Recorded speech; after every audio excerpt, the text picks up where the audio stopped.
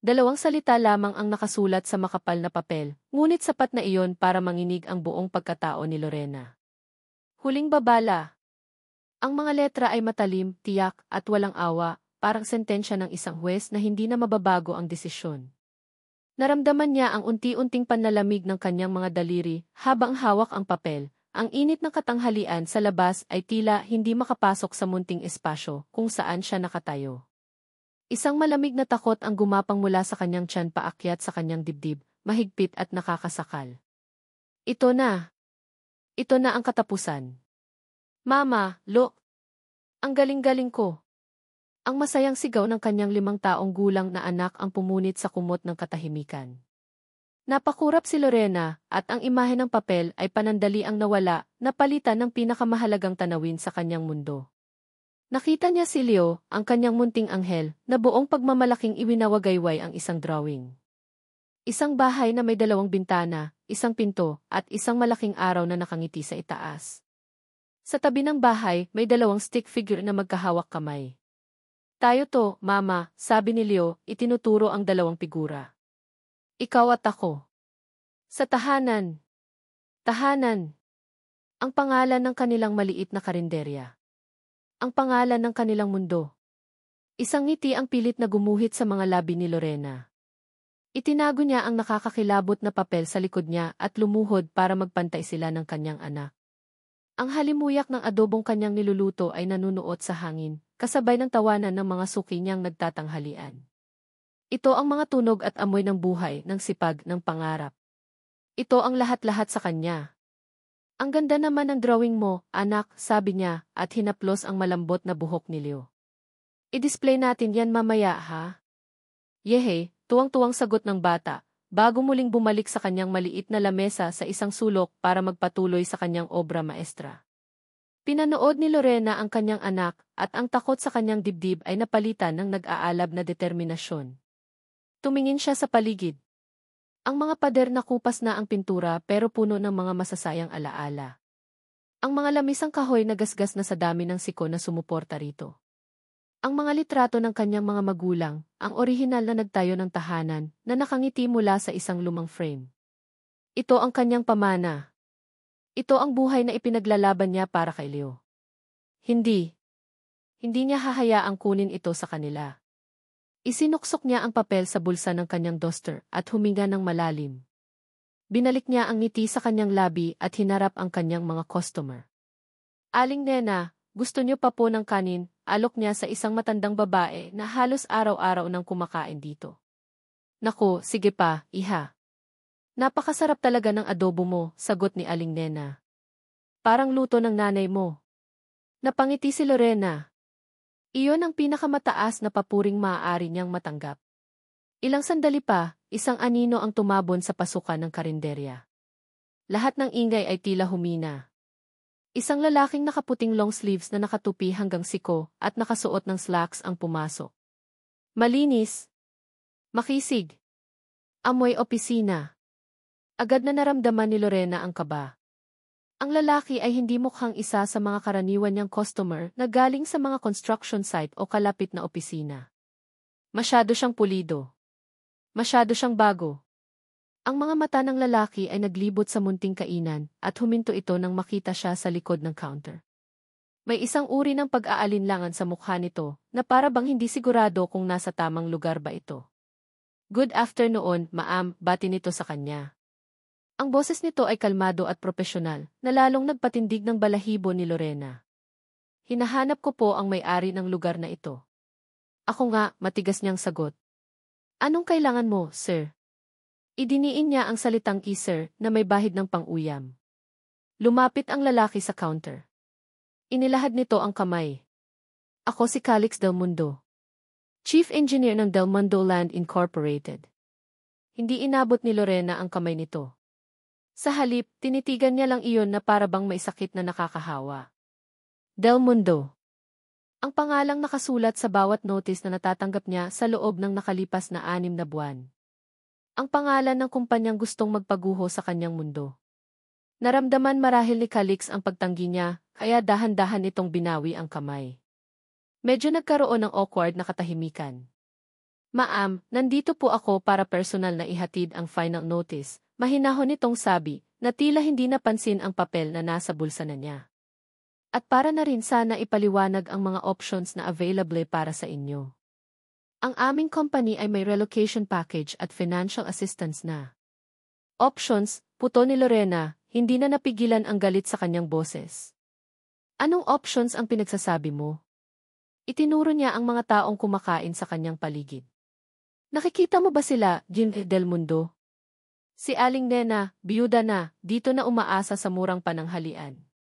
Si Mang Cardo, yung security guard sa kanto, dito nagpapalipas ng pagod. Ang mga trabahador na nagpapagawa ng kalsada, dito kumakain para makatipid. Tumingin si Calix sa mga taong tinutukoy niya, at sa isang saglit, nakita ni Lorena ang pagbabago sa ekspresyon nito. Hindi na ito ang blankong mukha ng isang empleyado ng kumpanya, kundi isang taong nakakakita. Nakikita mo ba ang mga buhay na sisirain ninyo para lang sa isang magarbong building na ilan lang ang makikinabang? Patuloy niya, ang boses ay nanginginig na sa pinaghalong galit at sakit. Itong maliit na karinderya na to. Hindi lang to negosyo para sa akin. Hindi lang to pader at bubong. Tahanan to. At hindi nabebenta ang isang tahanan. Natigilan si Calix. Tila nawalan ito ng mga salitang nakahanda. Tumingin ito sa kanya, at sa pagkakataong iyon, ang nakita ni Lorena sa mga mata nito ay hindi pagkainis o pagmamataas, kundi isang bagay na hindi niya mawari parang pag-unawa. Ngunit bago pa man may masabi ang sinuman sa kanila, isang maliit na boses ang bumasag sa tensyon. Mama, tapos na po ako. Silio, na walang kamalay-malay sa digmaang namumuo, ay tumakbo palapit sa kanila, hawak pa rin ang kanyang drawing. Napatingin si Calix sa bata, at ang lahat ng bigat sa kanyang mukha ay biglang nawala. Isang hindi inaasahang ngiti ang sumilay sa kanyang mga labi. Bago pa man makakilos si Lorena, yumuko si Calix para magpantay sila ng bata. Wow, ang galing naman. Anong pangalan mo, champion? Leo po, sagot ng bata, hindi natatakot sa estranghero. Gawa ko po to, bahay namin. Ang ganda ng bahay ninyo, sabi ni Calix, ang boses ay malambot at tunay na sinsero. Sino yang kasama mo dyan? Si Mama, sabi ni Leo at lumingon kay Lorena na parabang ipinagmamalaki siya. Tumingala si Calix kay Lorena at ang mga mata nila ay muling nagtagpo. Sa pagkakataong ito, ang nakita ni Lorena ay hindi na ang inhinyero ng Del Mundo Land Inc. Ang nakita niya ay isang lalaking nakangiti sa kanyang anak. Nag-init ang kanyang mga pisngi. Ang galit niya ay biglang nabahira ng pagkalito. Sino ba talaga ang lalaking ito? Ngunit ang instinct ng isang ina ay mas malakas kaysa sa anumang pagkalito. Ang lalaking ito, gaano man kabait ang ngiti, ay ang banta sa kinabukasan ng kanyang anak. Mabilis niyang hinila si Leo palayo kay Calix at inilagay sa kanyang likuran. Huwag mong hawakan ang anak ko, mariin niyang sabi, ang bawat salita ay may bigat. Nagulat si Calix sa kanyang reaksyon. Dahan-dahan itong tumayo at ang ngiti ay tuluyan nang nawala sa mukha nito. Tumango ito ng dahan-dahan, tila naiintindihan ang hindi na kailangang sabihin. I'm sorry, mahina nitong sabi. Hindi ko intensyon. Sige, ma'am. Aalis na ako. Pero sana pag-isipan niyo ang offer ng company. Para na rin po to sa inyo. Tumalikod ito at nagsimulang maglakad palabas. Hindi na muling lumingon. Pinanood ni Lorena ang paglayo nito, ang likod na matuwid at formal. Ang anino nito ay dahan-dahang umikli habang papalabas ito ng pinto, hanggang sa tuluyan na itong nilamon ng sikat ng araw sa labas. Sa isang saglit, ang tanging naiwan ay ang bakas ng presensya nito, isang katahimikang hindi pangkaraniwan sa loob ng maingay niyang kainan. Narinig niya ang bulungan ng kanyang mga suki. Sino yon, Lorena? Mukhang taga-gobyerno. Grabe, ang kisig. Artistahin. Pilit na ngumiti si Lorena. Wala po yon. Nagkamali lang po ng napasukan. Isang kasinungalingan, pero iyon lang ang kaya niyang sabihin para hindi na humaba pa ang usapan at para maitago ang panginginig ng kanyang mga kamay. Bumalik siya sa likod ng counter, kumuha ng basahan at nagsimulang magpunas ng ibabaw nito kahit na malinis naman. Kailangan niyang gumawa ng isang bagay. Kailangan niyang pakilusin ang kanyang katawan para hindi sumabog ang kanyang isip. Pero habang nagpupunas, Ang paulit-ulit na naglalaro sa isipan niya ay ang mga mata ni Calix del Mundo. Ang pagiging formal nito, ang biglaang paglambot ng boses ng kausapin si Leo, at ang huling tingin na puno ng isang emosyong hindi niya mabasa. Mama, gutom na po ako, sabi ni Leo, hinihila ang dulo ng kanyang duster. Doon lang bumalik sa kasalukuyan si Lorena. Ang anak niya. Ang kanyang lakas. Tumingin siya sa bata at ang lahat ng takot at galit ay panandali ang naglaho, napalitan ng walang hanggang pagmamahal. Sige, anak. Kukuha kita ng paborito mong adobo, sabi niya, at ginulo ng bahagya ang buhok nito. Pinagsilbihan niya ang kanyang anak, at habang pinapanood niya itong kumain ng may gana, muli niyang pinagmasdan ang paligid. Ang bawat sulok ng tahanan ay may kwento. Dito sa lamesang kinakainan ni Leo, doon siya unang natutong magsulat. Sa pader na iyon, may marka ng kanyang taas noong 7 taong gulang siya. Ang amoy ng nilutong pagkain ay amoy ng pag-aaruga ng kanyang ina. Ang ingay ng mga sandok at kawali ay ang musika ng pagsisikap ng kanyang ama. Hindi ito isang simpleng istruktura. Ito ay isang sisidlan ng mga alaala. Isang testamento ng pagmamahal. Nang matapos ang tanghalian at paunti-unti nang umalis ang mga customer, ang tahanan ay bumalik sa pamilyar na katahimikan. Si Leo ay nakatulog na sa isang maliit na banig sa sulok. Si Lorena na lang ang gising, nakatayo sa gitna ng kanyang kaharian na ngayon ay nanganganib na gumuho. Dinukot niya mula sa kanyang bulsa ang papel na nagdala ng masamang balita. Pinagmasdan niya itong muli. Huling babala. 2 salita na gustong pumunit sa lahat ng pinakaiingatan niya. Kanina, takot ang una niyang naramdaman. Ngayon, habang tinititigan niya ang natutulog na mukha ng kanyang anak, ang takot ay nag-aapoy at nagiging tapang. Naramdaman niya ang pag-init ng kanyang mga mata, pero pinigilan niya ang mga luha. Hindi ito ang oras para umiyak. Ito ang oras para lumaban. Hinawakan niya ng mahigpit ang papel, ang mga daliri niya ay nanginginig hindi na sa takot, kundi sa matinding determinasyon. Tumingin siya sa lumang litrato ng kanyang mga magulang na nakasabit sa pader, na para bang humihingi ng basbas. Hindi ko hahayaang kunin ninyo ito sa amin, bulong niya sa hangin, isang panatang binitawan sa harap ng mga anino ng kanyang nakaraan at sa liwanag ng kanyang kinabukasan. Kahit anong mangyari. Ang katahimikan sa loob ng kanyang mamahaling sasakyan ay halos nakakabingi. Kabaliktaran nito ng ingay na iniwan niya sa karinderya, ang kalansing ng mga kubyertos, ang tawanan ng mga suki, ang nag-aalab na boses ng babaeng nagngangalang Lorena.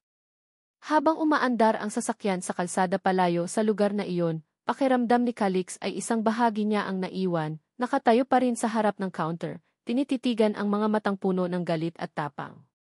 Hindi niya maialis sa kanyang isipan ang mukha ni Lorena.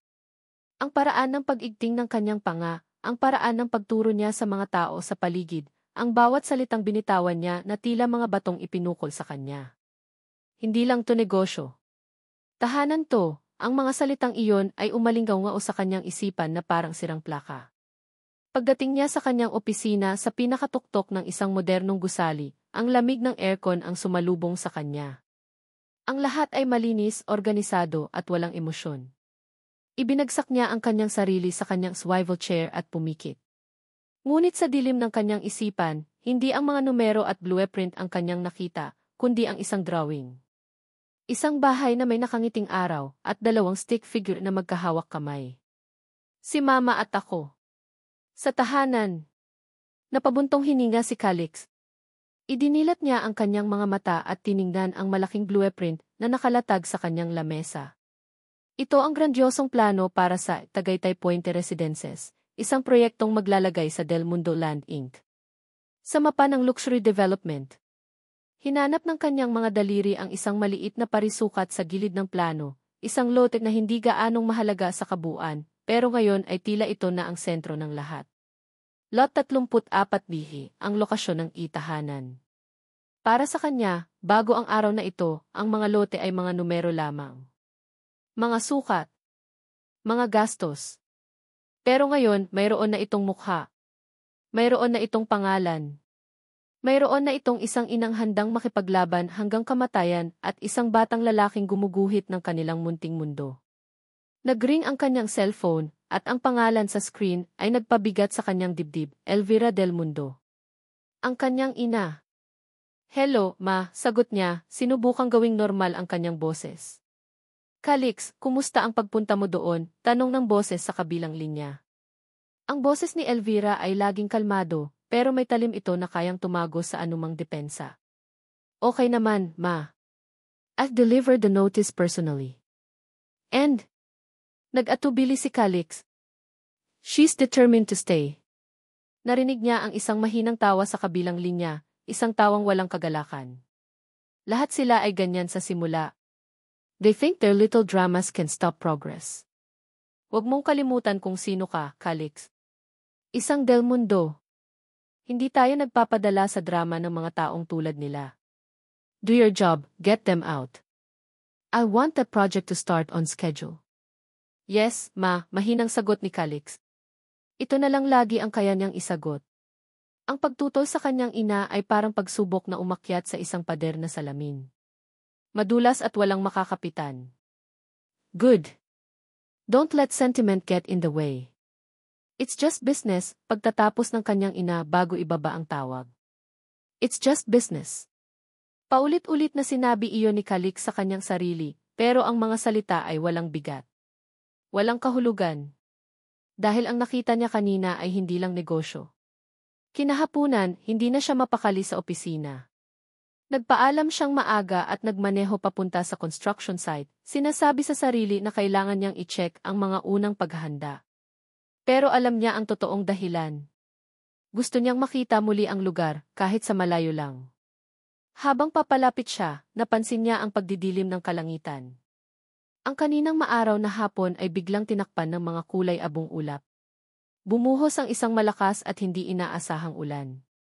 Ang uri ng ulan sa Tagaytay na biglaan at malupit. Mabilis na naging putikan ang tuyong lupa sa paligid. Ipinark niya ang kanyang sasakyan sa isang ligtas na distansya at pinanood ang pagbuhos ng ulan mula sa loob.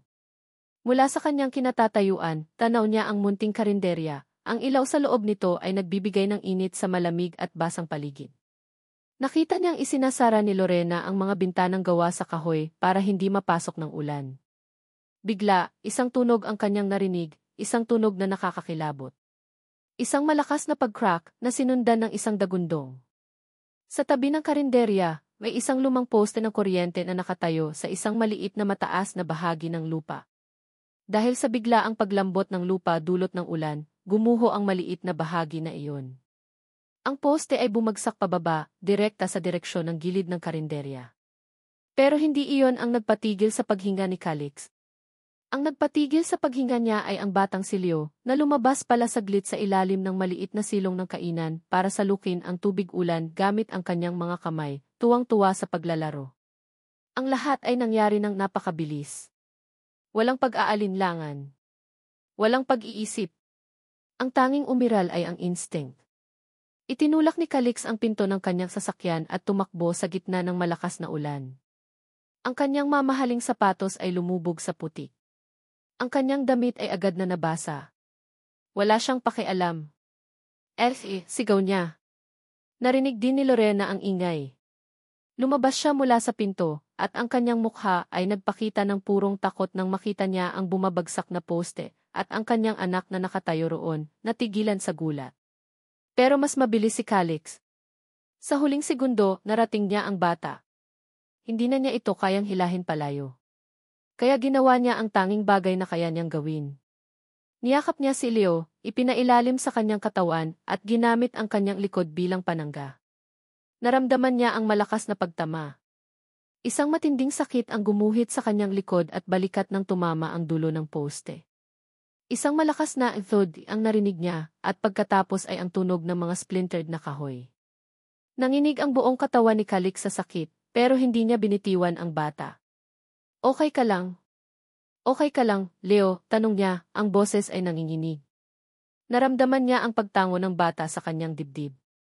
Narinig niya itong umiyak sa takot.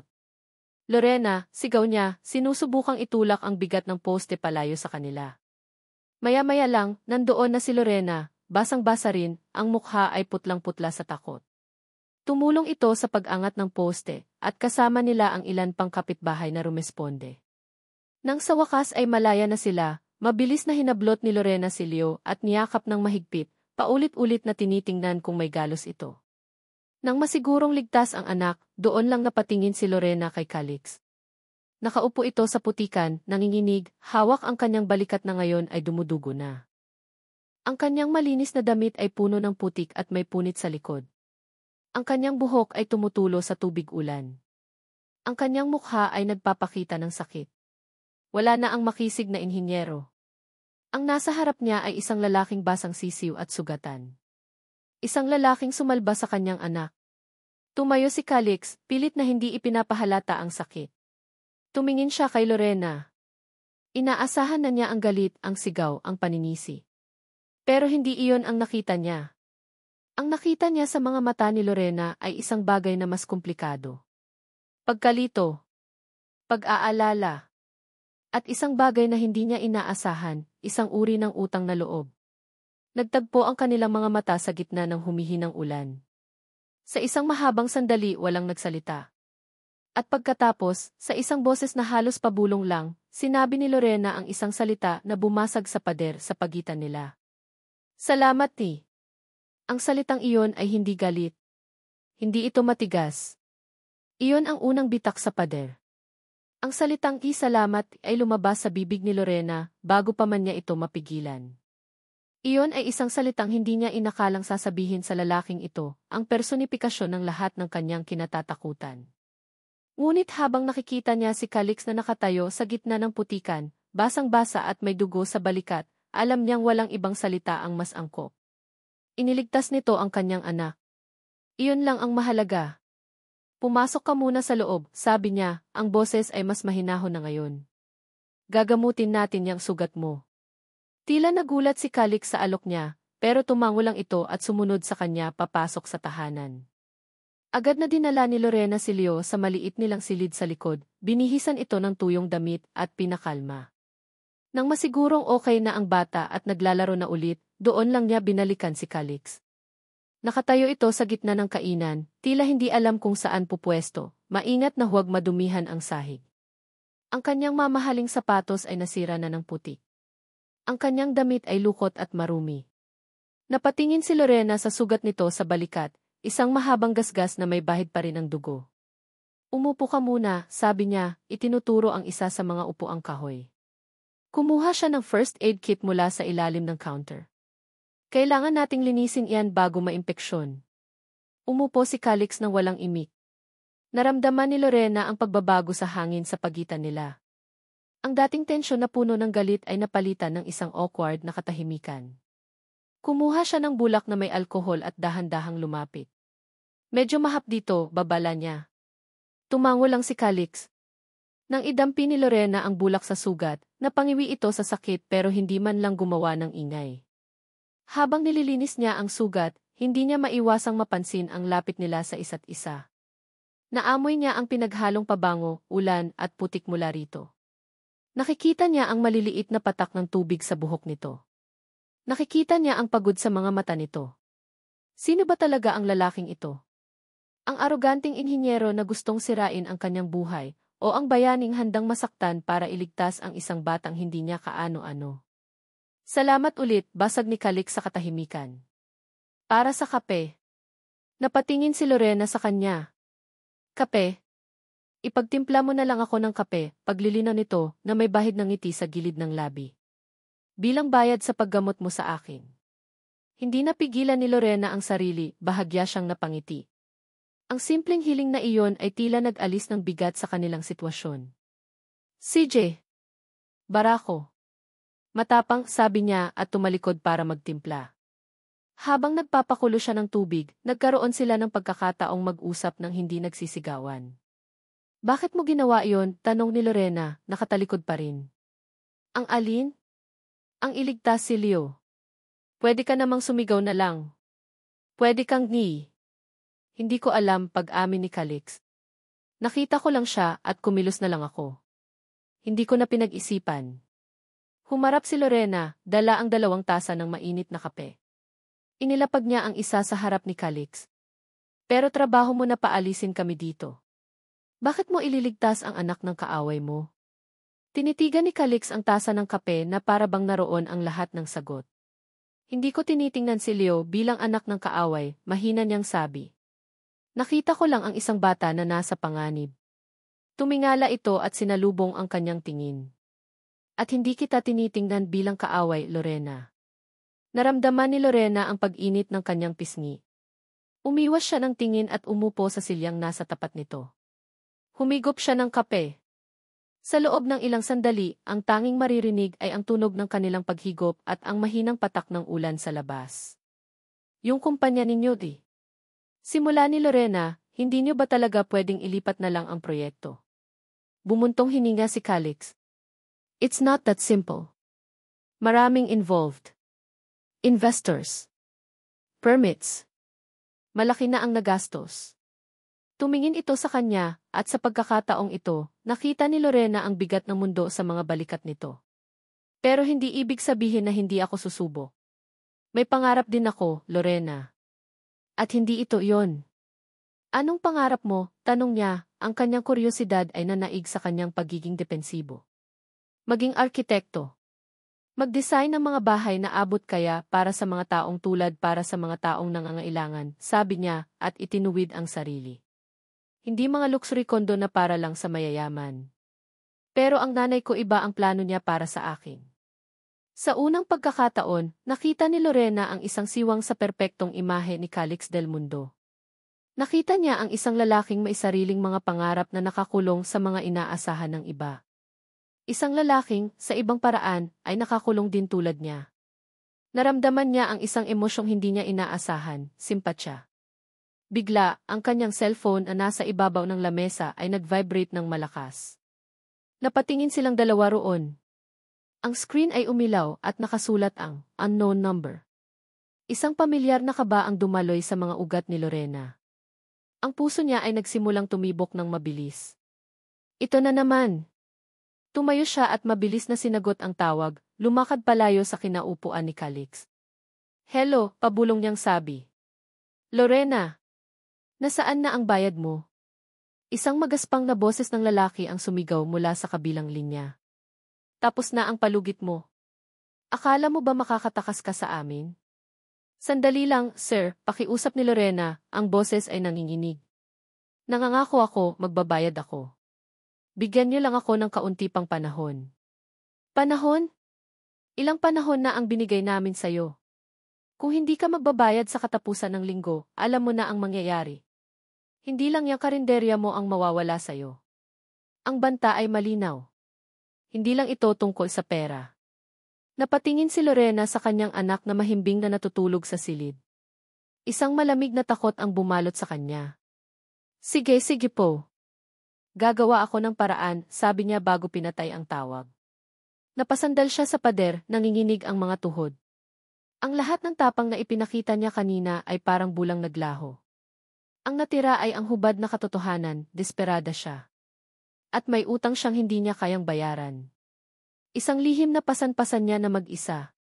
Nang humarap siya, nakita niyang nakatingin sa kanya si Calix, ang mukha ay puno ng pag-aalala. Kahit malayo ito, alam niyang narinig nito ang panginginig sa kanyang boses, kung hindi man ang mga salita. Ang ekspresyon nito ay nagtatanong. Lorena, may problema ba? Tanong nito, ang boses ay malumanay. Umiling si Lorena, mabilis na pinunasan ang namumuong luha sa kanyang mga mata at pilit ng umiti. Wala. Okay lang ako. Pero alam nilang pareho na kasinungalingan iyon. Ang kanyang mga mata, na puno ng bagong takot, ay isiniwalat ang lahat ng lihim na pilit niyang itinatago. At sa tingin ni Calix, nakita ni Lorena hindi ang paghuhusga, kundi ang isang malalim na pag-aalala na lalong nagpagulo sa kanyang nararamdaman. Ang pagsisinungaling ay hindi natural kay Calix. Ngunit sa mga sumunod na araw, natagpuan niya ang kanyang sarili na nagiging isang dalubhasang manlilinlang. May tinatapos lang na report, ma, sabi niya sa cellphone, habang ang totoo'y nakaupo siya sa isang monoblock chair sa labas ng tahanan, pinapanood si Leo na sinusubukang paliparin ang isang saranggola na gawa sa dyaryo. May meeting sa site, sabi niya sa kanyang sekretarya, pero ang pakay niya talaga ay dumaan sa karinderya sa oras ng merienda para lang matikman ang bagong luto na turo ni Lorena. Ang bawat kasinungalingan ay nag-iiwan ng maliit na kirot ng konsensya, Ngunit ang kirot na iyon ay agad na nawawala sa tuwing masisilayan niya ang unti-unting paglambot sa mga mata ni Lorena. O maririnig ang masayang tawa ni Leo na tinatawag siyang Tito Calix. Nagsimula ito bilang isang editor pauwi mula sa trabaho. Isang paraan para masigurong maayos na naikabit ang bagong poste at walang ibang panganib sa lugar. Ngunit ang isang pagbisita ay naging dalawa hanggang sa naging bahagi na ito ng kanyang pang-araw-araw na ritual. Ang kanyang mamahaling sasakyan, na dati ilaging nakapark sa mga basement ng mga naglalakihang gusali, ay naging pamilyar na tanawin na sa eskinita kung nasaan ang tahanan. Hindi na siya ang chief engineer ng Del Mundo Land Inc. Kapag naroon siya lang si Calix. Ang Tito Calix na nagtuturo kay Leo kung paano gumuhit ng mga kotse. Ang Calix na tumutulong kay Lorena na buhatin ang mga sako ng bigas. Ang Calix na naghugas ng mga plato kapag maraming customer sa kabila ng paulit-ulit na pagtanggi ni Lorena.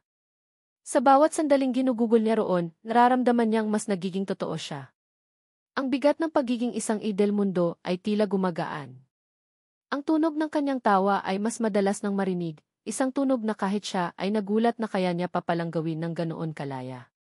Isang Sabado ng hapon, nakita niyang mag-isang nakaupo si Lorena sa labas, nakatingin sa malayo, ang mukha ay balot ng pamilyar na anino ng pag-aalala. Si Leo naman ay nasa tabi niya, kinukulit siya na pumunta sa perya na kararating lang sa bayan. Mama, please. Sige na po, pakiusap ng bata. Sa susunod na lang, anak. Marami pang gagawin si Mama, malumanay na sagot ni Lorena, ngunit kitang-kita sa mukha niya ang lungkot dahil hindi niya mapagbigyan ang anak. Hindi na nagdalawang isip si Calix. Lumapit siya. Ako na ang bahala, sabi niya.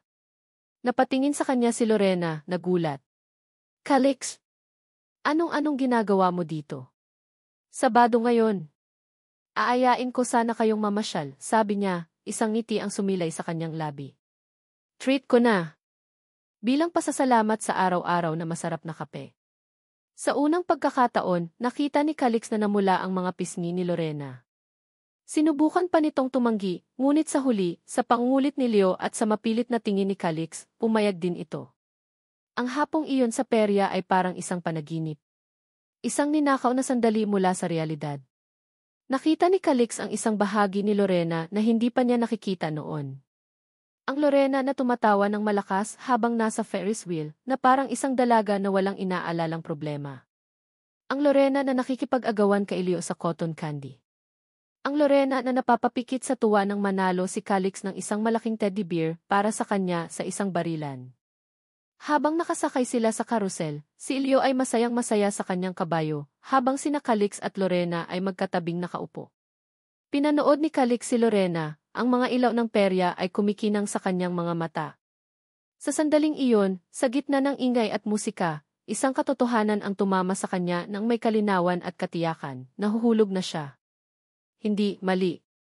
Nahulog na siya. Malalim at walang babala. Nang gabing iyon, matapos maihatid at mapatulog si Leo na pagod sa kasasaya, nagpaiwan si Calix para tumulong sa pagliligpit.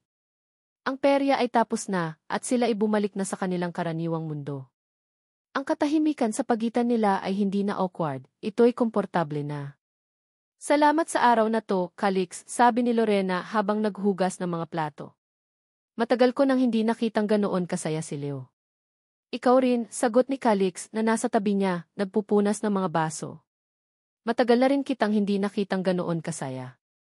Napahinto si Lorena at napatingin sa kanya. Ang kanilang mga balikat ay halos magkadikit na sa maliit na espasyo. May dumi ka sa pisngi, mahinang sabi ni Calix. Bago pa man makakilos si Lorena, dahan-dahang itinaas ni Calix ang kanyang kamay at pinunasan ng kanyang hinlalaki ang isang maliit na bahid ng tsokolate sa pisngi nito. Ang kanyang pagdampi ay magaan, ngunit para itong isang kuryenteng gumapang sa buong katawan ni Lorena. Nanatiling nakalapat ang kanyang kamay sa pisngi nito ng ilang segundo. Nagkatinginan sila, at sa mga mata ni Lorena, nakita ni Calix ang pag-aalinlangan na dahan-dahang natutunaw at napapalitan ng isang emosyong hindi niya pa nakikita rito dati, pagsuko. Ang distansya sa pagitan ng kanilang mga mukha ay unti-unting umikli. Ang paghinga ni Lorena ay tila bumigat. Ang buong mundo ni Calix ay lumiit at nagkasya na lang sa espasyong iyon sa pagitan ng kanilang mga labi. Ang tanging naririnig niya ay ang malakas na kabog ng kanyang sariling dibdib. Ngunit bago pa man may mangyari, isang pamilyar na tunog ang bumasag sa mahikang bumabalot sa kanila. Ang tunog ng isang sasakyan na huminto sa labas. Isang mamahaling sasakyan. Agad na lumayo si Lorena, ang kanyang mukha ay biglang namutla, na para bang nahuli sa isang kasalanan. Napatingin si Calix sa labas ng bintana, at ang puso niya ay biglang bumagsak. Ang itim na Mercedes-Benz. Ang sasakyan ng kanyang ina.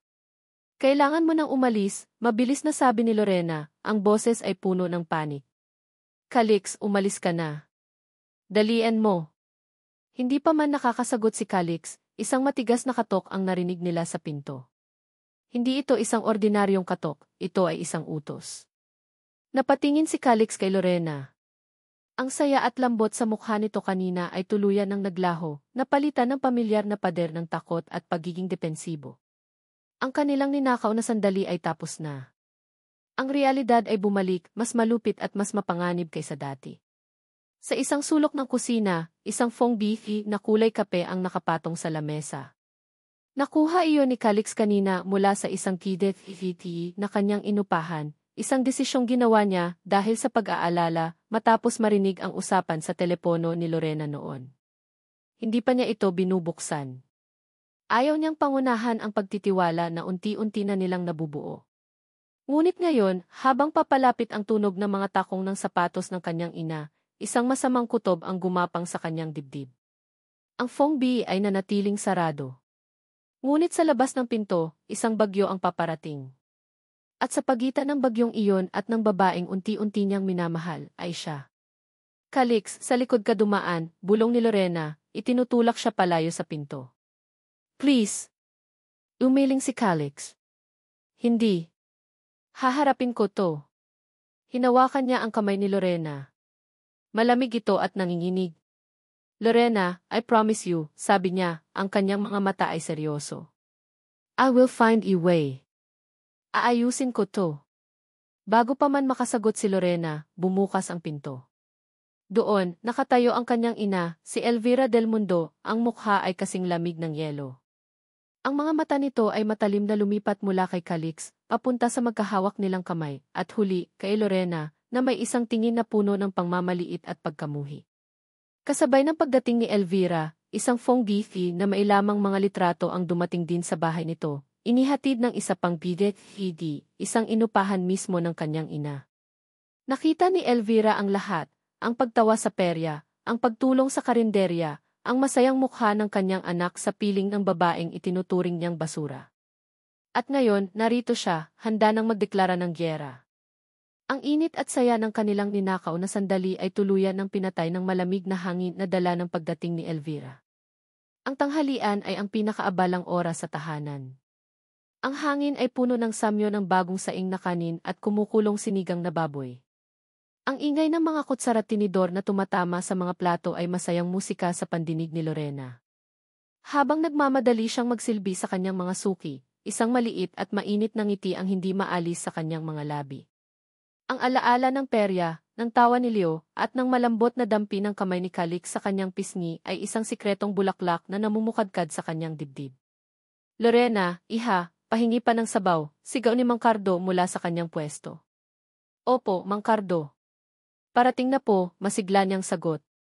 Sa gitna ng kanyang abalang paraiso, isang mahabang itim na kotse ang huminto sa tapat ng kanyang karinderya. Ang kintab nito ay tila isang insulto sa maalikabok na kalsada. Ang lahat ng ingay ay unti-unting humina, na para bang may isang hindi nakikitang kamay na pumindot sa mute button. Napahinto si Lorena sa kanyang ginagawa, ang sandok ay nanatiling nakabitin sa ere. Bumukas ang pinto ng kotse at isang babae ang lumabas. Nakasuot ito ng isang eleganteng cream-colored na bestida at mga alahas na kumikinang kahit sa ilalim ng kulimlim na sikat ng araw. Ang kanyang buhok ay perpektong nakaayos. Ang kanyang tindig ay matikas. Ang bawat galaw niya ay may bigat ng kapangyarihan at kayamanan. Hindi na kailangang ipakilala. Alam na alam ni Lorena kung sino ito. Si Elvira del Mundo. Ang puso ni Lorena ay nagsimulang tumibok na parang tambol na pinapalo para sa isang gyera. Pakiramdam niya ay biglang lumamig ang buong paligid. Naglakad si Elvira papasok sa tahanan, ang kanyang mamahaling takong ay lumilikha ng matinis na tunog sa sementadong sahig. Ang kanyang mga mata ay naglibot sa munting kainan, hindi tinatago ang pagkadiri. Tiningnan niya ang mga kupas na pader, ang mga gasgas na lamesa, ang mga ordinaryong taong kumakain doon. Ang kanyang tingin ay parang isang malamig na kamay na dumadampi sa lahat, at lahat ng dinadapuan nito ay tila nawawalan ng halaga. Huminto siya sa gitna at ang lahat ng mata ay nasa kanya. Ang katahimikan ay nakakabingi. Sino sa inyo si Lorena Reyes? Tanong niya, ang boses ay kalmado ngunit may pahiwatig ng pagmamataas, sapat na lakas para marinig ng lahat. Napalunok si Lorena. Humakbang siya papalabas mula sa likod ng counter, pinipilit na itago ang panginginig ng kanyang mga kamay sa likod ng kanyang duster. Ako po, sabi niya, sinisikap na panatilihing matatag ang kanyang boses. Ngumiti si Elvira. Isang ngiting hindi umabot sa kanyang mga mata. Ah! So, ikaw pala. Lumapit ito sa kanya, ang bawat hakbang ay tila isang paghatol. Pinagmasdan siya nito mula ulo hanggang paa, at naramdaman ni Lorena ang kahihiyan na gumapang sa kanyang balat. Pakiramdam niya ay hinuhubaran siya sa harap ng kanyang mga suki, sa harap ng kanyang komunidad. Simple lang ang pakay ko dito, iha, sabi ni Elvira, ang boses ay naging matamis na parang lason. Nandito ako para mag-alok ng isang kasunduan. Tumingin ito sa paligid, sinisigurong nakikinig ang lahat. Alam kong mahirap ang buhay. Lalo na para sa isang inang mag-isang nagtataguyod ng anak. Ang bawat salita ay isang sampal. Naramdaman ni Lorena ang pag-init ng kanyang mga pisngi. Ang kahihiyan ay nagsisimula ng maging galit. Alam ko ang estilo ng mga babaeng tulad mo, patuloy ni Elvira, ang boses ay tumigas na. Nakakita ng isang mabait at medyo uto-utong lalaki. Gagamitin ang anak para makuha ang simpatsya. Isang maliit na drama dito, isang maliit na pabor doon. At bago mo mamalayan, nakakapit ka na parang linta. Wala po kayong karapatan. Simula ni Lorena, nanginginig ang boses. Wala akong karapatan, putol ni Elvira, tumawa ng mahina. Karapatan ko bilang isang ina na protektahan ang anak ko mula sa mga oportunistang tulad mo. Ang salitang oportunista ay tumusok sa puso ni Lorena na parang punyal. Ang kanyang mga mata ay nagsimulang mag-init. Tiningnan niya ang mga mukha ng kanyang mga suki, si Aling Nena na nakayuko, si Mang Cardo na hindi makatingin. Ang kanyang santuwaryo ay ginawang entablado para sa kanyang kahihiyan. Mula sa kanyang mamahaling handbag, kinuha ni Elvira ang isang checkbook at isang pluma. Pero huwag kang mag-alala. Hindi ako nandito para makipag-away. Nandito ako para maging praktikal. Maarte nitong pinirmahan ang isang tseke at iniabot ito kay Lorena. Isang blanking tseke. Isulat mo ang kahit anong halaga na gusto mo. 10, 20 milyon? Sabihin mo lang. Bayad para sa'yo na lisanin ang lugar na ito at, higit sa lahat, para layuan mo ang anak ko habang buhay. Nakatitig si Lorena sa tseking nasa harap niya. Isang pirasong papel na kumakatawan sa lahat ng pangmamaliit sa kanya. Ang halaga ng kanyang pagkatao. Ang presyo ng kanyang pag-ibig, isang pag-ibig na hindi pa nga niya maamin sa kanyang sarili. Ang galit sa kanyang dibdib ay sumabog. Ang mga luhang namumuo sa kanyang mga mata ay hindi na luha ng kahihiyan, kundi luha ng nasaktang dignidad. Dahan-dahan niyang kinuha ang tseke mula sa kamay ni Elvira. Sa isang saglit, isang ngiti ng tagumpay ang sumilay sa mga labi ni Elvira. Akala nito ay nanalo na ito. Ngunit pagkatapos, sa harap ng lahat, dahan-dahan at may diin, pinunit ni Lorena ang tseke sa gitna. At pagkatapos ay pinunit niya itong muli. At muli. Hanggang sa ang mga piraso ay naging kasing liit ng confetti. Ang pagmamahal ng anak ko at ang dignidad ko, hindi nabibili ng pera, maam, sabi ni Lorena, ang boses ay nanginginig ngunit buo at malinaw. Binitiwan niya ang mga piraso ng papel, at ang mga ito ay dahan-dahang nahulog sa sahig na parang mga puting luha. Natigilan si Elvira. Ang kanyang mukha ay nagpakita ng purong gulat na mabilis na napalitan ng matinding galit. At sa sandaling iyon, isang boses ang narinig mula sa may pinto. Anong nangyayari dito? Napalingon silang lahat. Doon, nakatayo si Calix, ang kanyang mukha ay nagpapakita ng pagkalito na mabilis na naging pagkaunawa at pagkabigla habang tinitingnan niya ang eksena, ang mga piraso ng tseke sa sahig, ang galit na mukha ng kanyang ina, at ang mukha ni Lorena na basang-basa ng luha, ngunit nakataas ang noo. Lorena T. Bulong ni Calix, ang sakit para sa kanya ay malinaw sa kanyang boses. I'm so sorry. Naglakad siya papasok at tumayo sa pagitan ni Lorena at ng kanyang ina, isang malinaw na pagpili ng panig. Nakita ni Elvira ang ginawa ng kanyang anak. Nakita niya kung paano nito tiningnan si Lorena nang may pag-aalala at pagsamba. At sa mga mata ni Elvira, ang galit ay nawala, napalitan ng isang bagay na mas malamig, mas kalkulado, at mas mapanganib.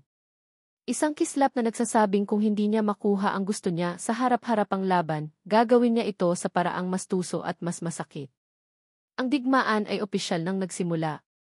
Ang biyahe pa uwi ay isang paglalakbay sa gitna ng isang nagielong katahimikan. Magkatabi sila ng kanyang ina sa loob ng mamahaling sasakyan, ngunit pakiramdam ni Calix ay milya-milya ang layo nila sa isa't isa. Mahigpit ang hawak niya sa manibela, ang mga ugat sa kanyang kamay ay litaw na litaw. Si Elvira naman ay nakatingin lang sa labas ng bintana, ang kanyang postura ay tuwid na para bang isang reynang hindi nasisiyahan sa kanyang nasasakupan. Walang nagsalita hanggang sa makarating sila sa malaki at malamig nilang mansyon. Pagkapasok pa lang sa pinto, hindi na napigilan ni Calix ang sarili. Ano nang ginawa niyo, ma? Tanong niya, ang kanyang boses ay mahinahon, ngunit may bigat ng galit na hindi na kayang itago. Bakit kailangan ninyong gawin yon? Ang ipahiya siya sa harap ng lahat. Humarap sa kanya si Elvira, ang kanyang mukha ay isang blankong maskara. Ginawa ko ang nararapat. Ipinapakita ko lang sa'yo kung anong klase ng babae ang pinagtatanggol mo. Isang hamak na tagaluto na walang modo. Wala siyang ginagawang masama sa inyo. Sa atin, giit ni Calix. Ang tanging kasalanan niya ay ang magmahal sa lugar kung saan siya lumaki at ang ipaglaban ang kinabukasan ng anak niya. Isang sarkastikong tawa ang kumawala sa mga labi ni Elvira. Pag-ibig? Paglaban? Calix, gumising ka. Ginagamit ka lang niya. Hindi mo ba nakikita? Isa kang Del Mundo. Ang apelyido mo ay isang oportunidad para sa mga taong tulad niya. Hindi siya ganoong klase ng tao, sigaw ni Calix, ang kanyang boses ay umalinggaw sa malawak na foyer. Lahat sila ay ganoon, sagot ni Elvira, ang boses ay tumaas na rin. Akala mo ba hindi ko alam ang mga galaw nila? Ang ama mo. Huwag ninyong isama si Papa dito, putol ni Calix. Iba si Lorena. Iba ako. At kung kailangan kong ulit-ulitin, gagawin ko. Mahal ko siya, ma. Ang mga salita ay lumabas na lang. Walang plano. Walang pag-aalinlangan. Isang katotohanang matagal nang nagpupumigla sa kanyang dibdib, ngayon ay malaya na. Natigilan si Elvira. Ang galit sa kanyang mukha ay biglang nawala, napalitan ng isang bagay na mas malalim at mas nakakatakot, isang malamig na pagkabigo. Tiningnan niya ang kanyang anak na para bang ito'y isang estranghero. Mahal mo siya, ulit nito, ang bawat pantig ay may yelo. Kung ganoon, mas malala pa pala ang sitwasyon kaysa sa inaakala ko. Hindi na ito nakipagtalo pa. Tumalikod dito at dahan-dahang umakyat sa hagdanan, iniwan si Calix na nakatayo roon, humihingal, ang kanyang mga salita ay nakabitin pa rin sa hangin. Ang paninindigan niya ay nag-iwan ng isang kakaibang pakiramdam, isang halo ng takot at paglaya. Ngunit hindi niya alam na ang kanyang pag-amin ay hindi isang pagtatapos, kundi isang hudyat para sa kanyang ina na gamitin ang pinakamatindi nitong sandata. Sa loob ng kanyang tahimik at marangyang silid, umupo si Elvira sa kanyang antigong lamesa. Ang galit niya ay hindi na maingay, ito ay naging isang tahimik at kalkuladong puwersa. Kinuha niya ang kanyang cellphone. May isang bagay siyang kailangang kumpirmahin. Ang phone busy na inabot sa kanya ng kanyang investigador ay mailamang mga litrato, ngunit alam niyang may mas malalim pang lihim ang babaeng iyon. Ituloy mo ang pag-imbestiga, utos niya sa kanyang private investigator sa kabilang linya. Gusto kong malaman ang lahat. Financial records. Utang. Mga dating karelasyon. Lahat. Kinabukasan, dumating ang tawag na hinihintay niya. Ma'am Elvira, sabi ng investigador. May nalaman na po ako. Si Lorena Reyes ay may malaking pagkakautang. Halos 2 milyong piso. Napahawak ng mahigpit si Elvira sa telepono. Saan galing ang utang? Galing po sa isang lalaking nagngangalang Marco Sandoval. Ang ama ng kanyang anak. Isang manloloko na tumakbo matapos isang laang titulo ng lupa ng karinderya sa mga loan shark. Si Igme Reyes po ang naiwang sumasalo sa lahat. Isang malamig at dahan-dahang ngiti ang gumuhit sa mga labi ni Elvira. Ito na. Ito ang bala na tatapos sa lahat. Isang perpektong sandata. Isang kwentong kayang-kaya niyang baluktutin para sa kanyang layunin. Ang kahinaan ni Lorena ay magiging kanyang kalakasan. Hindi na siya nagsayang ng oras. Agad niyang tinawagan ang kanyang abogado, isang taong sanay ng sumunod sa kanyang mga utos ng walang tanong. Attorney Mendoza, sabi niya, ang boses ay kalmado at puno ng otoridad. May ipapagawa ako sa'yo. Gusto kong hanapin mo ang lahat ng pinagkakautangan ng isang Lorena Reyes. At gusto kong bayaran mo ang lahat ng iyon. Bawat isang sentimo. Masusunod po, Ma'am Elvira, sagot ng abogado. Saan po natin ipapangalan ang transaksyon? Huminto sandali si Elvira, tinitikman ang tamis ng kanyang plano. Simple lang, sabi niya. Siguraduhin mong nakapangalan sa akin ang lahat ng resibo. Makalipas ang 2 araw, isang makapal na folder ang inihatid sa mansyon. Nasa loob nito ang mga opisyal na dokumento at mga resibong nagpapatunay na ang lahat ng pagkakautang ni Lorena Reyes ay bayad na. Isang kabuuang halaga na ay 1,875,450.50. Lahat ay binayaran ng isang tao, si Elvira Del Mundo. Umupo siya sa kanyang sala, hawak ang mga papel. Ito ang kanyang trophy. Ang kanyang ebidensya. Ang laso na ipapainom niya sa isipan ng kanyang anak. Kinuha niya ang kanyang telepono at dinyal ang numero ni Calix. Handa na siya. Nang sagutin ni Calix ang tawag, ginamit ni Elvira ang kanyang pinakakalmado at pinakamapagmahal na boses, isang tinig na ginagamit niya noong bata pa si Calix at maisakit ito. Isang tinig na nagpapahiwatig ng pag-aalala at pagmamahal. Anak, kailangan nating mag-usap, simula niya, ang bawat salita ay maingat na pinili. May kailangan kang malaman tungkol sa babaeng pinaglalaban mo. Ang mansyon ng mga Del Mundo ay hindi kailanman naging isang tahanan para kay Calix. Ito ay isang museo ng mga mamahaling gamit, isang testamento ng kanilang yaman, ngunit laging kulang sa init. At sa gabing iyon, habang naglalakad siya papasok sa malawak na sala, ang lamig ay tila mas matindi, tumatagos hanggang sa kanyang mga buto. Nakaupo roon ang kanyang ina, si Elvira. Hindi sa paborito nitong silya na parang trono, kundi sa isang simpleng sopa na may isang tasa ng tsaa sa harap. Ang kanyang mukha ay kalmado, ngunit ang kanyang mga mata ay may dalang bigat na hindi nakita ni Calix mula pa noong mamatay ang kanyang ama. Maupo ka, anak, sabi nito sa isang boses na malumanay at halos malungkot. Nag-aalangan man ay umupo si Calix sa tapat niya. Ang hangin ay mabigat sa mga hindi sinasabing salita, sa alaala ng kanilang mainit na pagtatalo. Inaasahan niyang magpapatuloy ang kanilang digmaan, ngunit ang kahinahunan ng kanyang ina ay mas nakakakaba pa kaysa sa galit nito. Alam kong galit ka sa akin, Calix, simula ni Elvira, hindi tumitingin sa kanya, kundi sa apoy na artipisyal sa kanilang fireplace. At naiintindihan ko. Pero sana maintindihan mo rin na ang lahat ng ginagawa ko ay dahil mahal na mahal kita. Hindi sumagot si Calix. Hinayaan niya lang itong magsalita. Pagkatapos na nangyari kanina nag-alala ako, patuloy nito. Kaya gumawa ako ng isang bagay na marahil ay ikakagalit mo. Pero kailangan kong gawin para protektahan ka. Inilapag ni Elvira sa mesang salamin sa pagitan nila ang isang makapal na folder. Ang tunog ng paglapag nito ay tila isang malakas na dagundong sa gitna ng katahimikan. Ano yan? Tanong ni Calix, ang kanyang puso ay nagsisimulang kumaba. Ang katotohanan, sagot ni Elvira, at sa wakas ay tiningnan siya nito sa mata.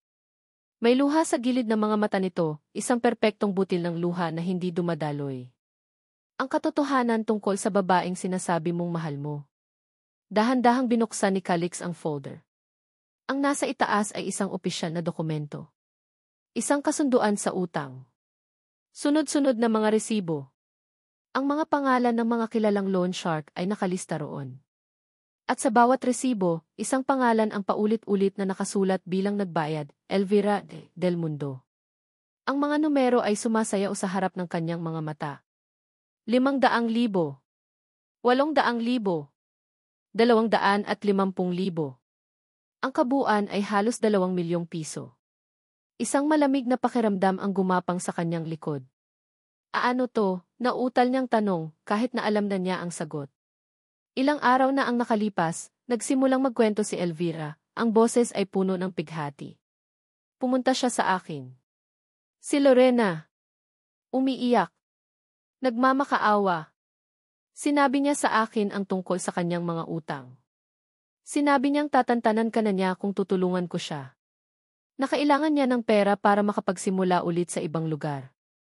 Ang bawat salita ng kanyang ina ay isang martilyong pumupukpok sa pundasyon ng kanyang pagtitiwala. Hindi ko maintindihan. Bakit hindi niya sinabi sa akin? Dahil alam niya kung anong ginagawa niya, anak, sabi ni Elvira, at dahan-dahang inabot ang kanyang kamay. Ayaw niyang malaman mo na ginagamit ka lang niya. Pero ako bilang ina mo, hindi ko kayang makita kang naloloko. Kahit masakit, binayaran ko. Binayaran ko para matapos na. Para maprotektahan ka. Ang kwento ay perpekto. Ang mga resibo ay ang ebidensya. Ang mga luha ng kanyang ina ay ang kumpirmasyon. Pero may isang bahagi sa kanya na sumisigaw, hindi. Hindi ganyan si Lorena. Pinunit niya ang tseke mo. Na para bang nabasa ang kanyang isip, nagsalita muli si Elvira. Ang pagpunit niya sa tseke sa harap mo. Isa lang iyong palabas, Calix. Isang paraan para lalo kang humanga sa kanya, para lalo kang maniwala na malinis ang intensyon niya. Pero sa huli, sa akin din siya lumapit ng patago. Napayuko si Calix, ang kanyang isip ay isang magulong digmaan. Ang Lorena na kilala niya laban sa Lorena na ipinipinta ng kanyang ina. At pagkatapos, ginamit ni Elvira ang kanyang huling, pinakamatinding sandata. Anak, sabi nito, ang boses ay naging pabulong na puno ng sakit. Ayokong danasin mo ang pait na dinanas ko. Nakita ko na ang ganitong mga pangyayari noon. Sa ama mo. Naniwala rin siya noon. Nagtiwala. At sa huli, wasak din ang iniwan sa kanya sa atin. Iyon na. Ang salitang di ama mo ay ang huling patak na nagpaapaw sa baso. Ang lumang sugat ng kanilang pamilya, ang lihim na sakit na dala-dala ng kanyang ina. Biglang ang kwento ay hindi na lang tungkol kay Lorena, ito ay tungkol sa pag-iwas na maulit ang kasaysayan. Ang takot na maging isang hangal tulad ng kanyang ama. Hindi na siya nakapagsalita. Ang bigat ng iebidensya at ang bigat ng nakaraan ng kanilang pamilya ay dumagan sa kanya. Ang kanyang fatal flaw, ang pagnanais na maniwala sa kanyang ina, ang pag-iwas sa mas malaking gulo ay nanaig. Tumayo siya, dala ang folder. Kailangan ko siyang makausap. Nagmaneho si Calix papunta sa tahanan, ang bawat metro na kanyang tinatahak ay nagpapatibay sa laso ng pagdududa sa kanyang sistema. Hindi na niya alam kung ano ang paniniwalaan. Kailangan niyang makita si Lorena. Kailangan niyang makita ang reaksyon nito. Pagdating niya, abala si Lorena sa pagpupunas ng mga mesa. Nang makita siya nito, isang matamis na ngiti ang sumilay sa mga labi nito, isang ngiting dati nagpapatigil sa kanyang mundo. Ngunit ngayon, ang ngiting iyon ay tila isang akusasyon. Calix! Napadaan ka, masaya nitong bati. Gusto mo ng kape? Hindi siya umiti pabalik. Nanatili siyang nakatayo malapit sa pinto, ang kanyang postura ay matigas at formal. Ang kanyang mga mata ay malamig. Agad na napansin ni Lorena ang pagbabago.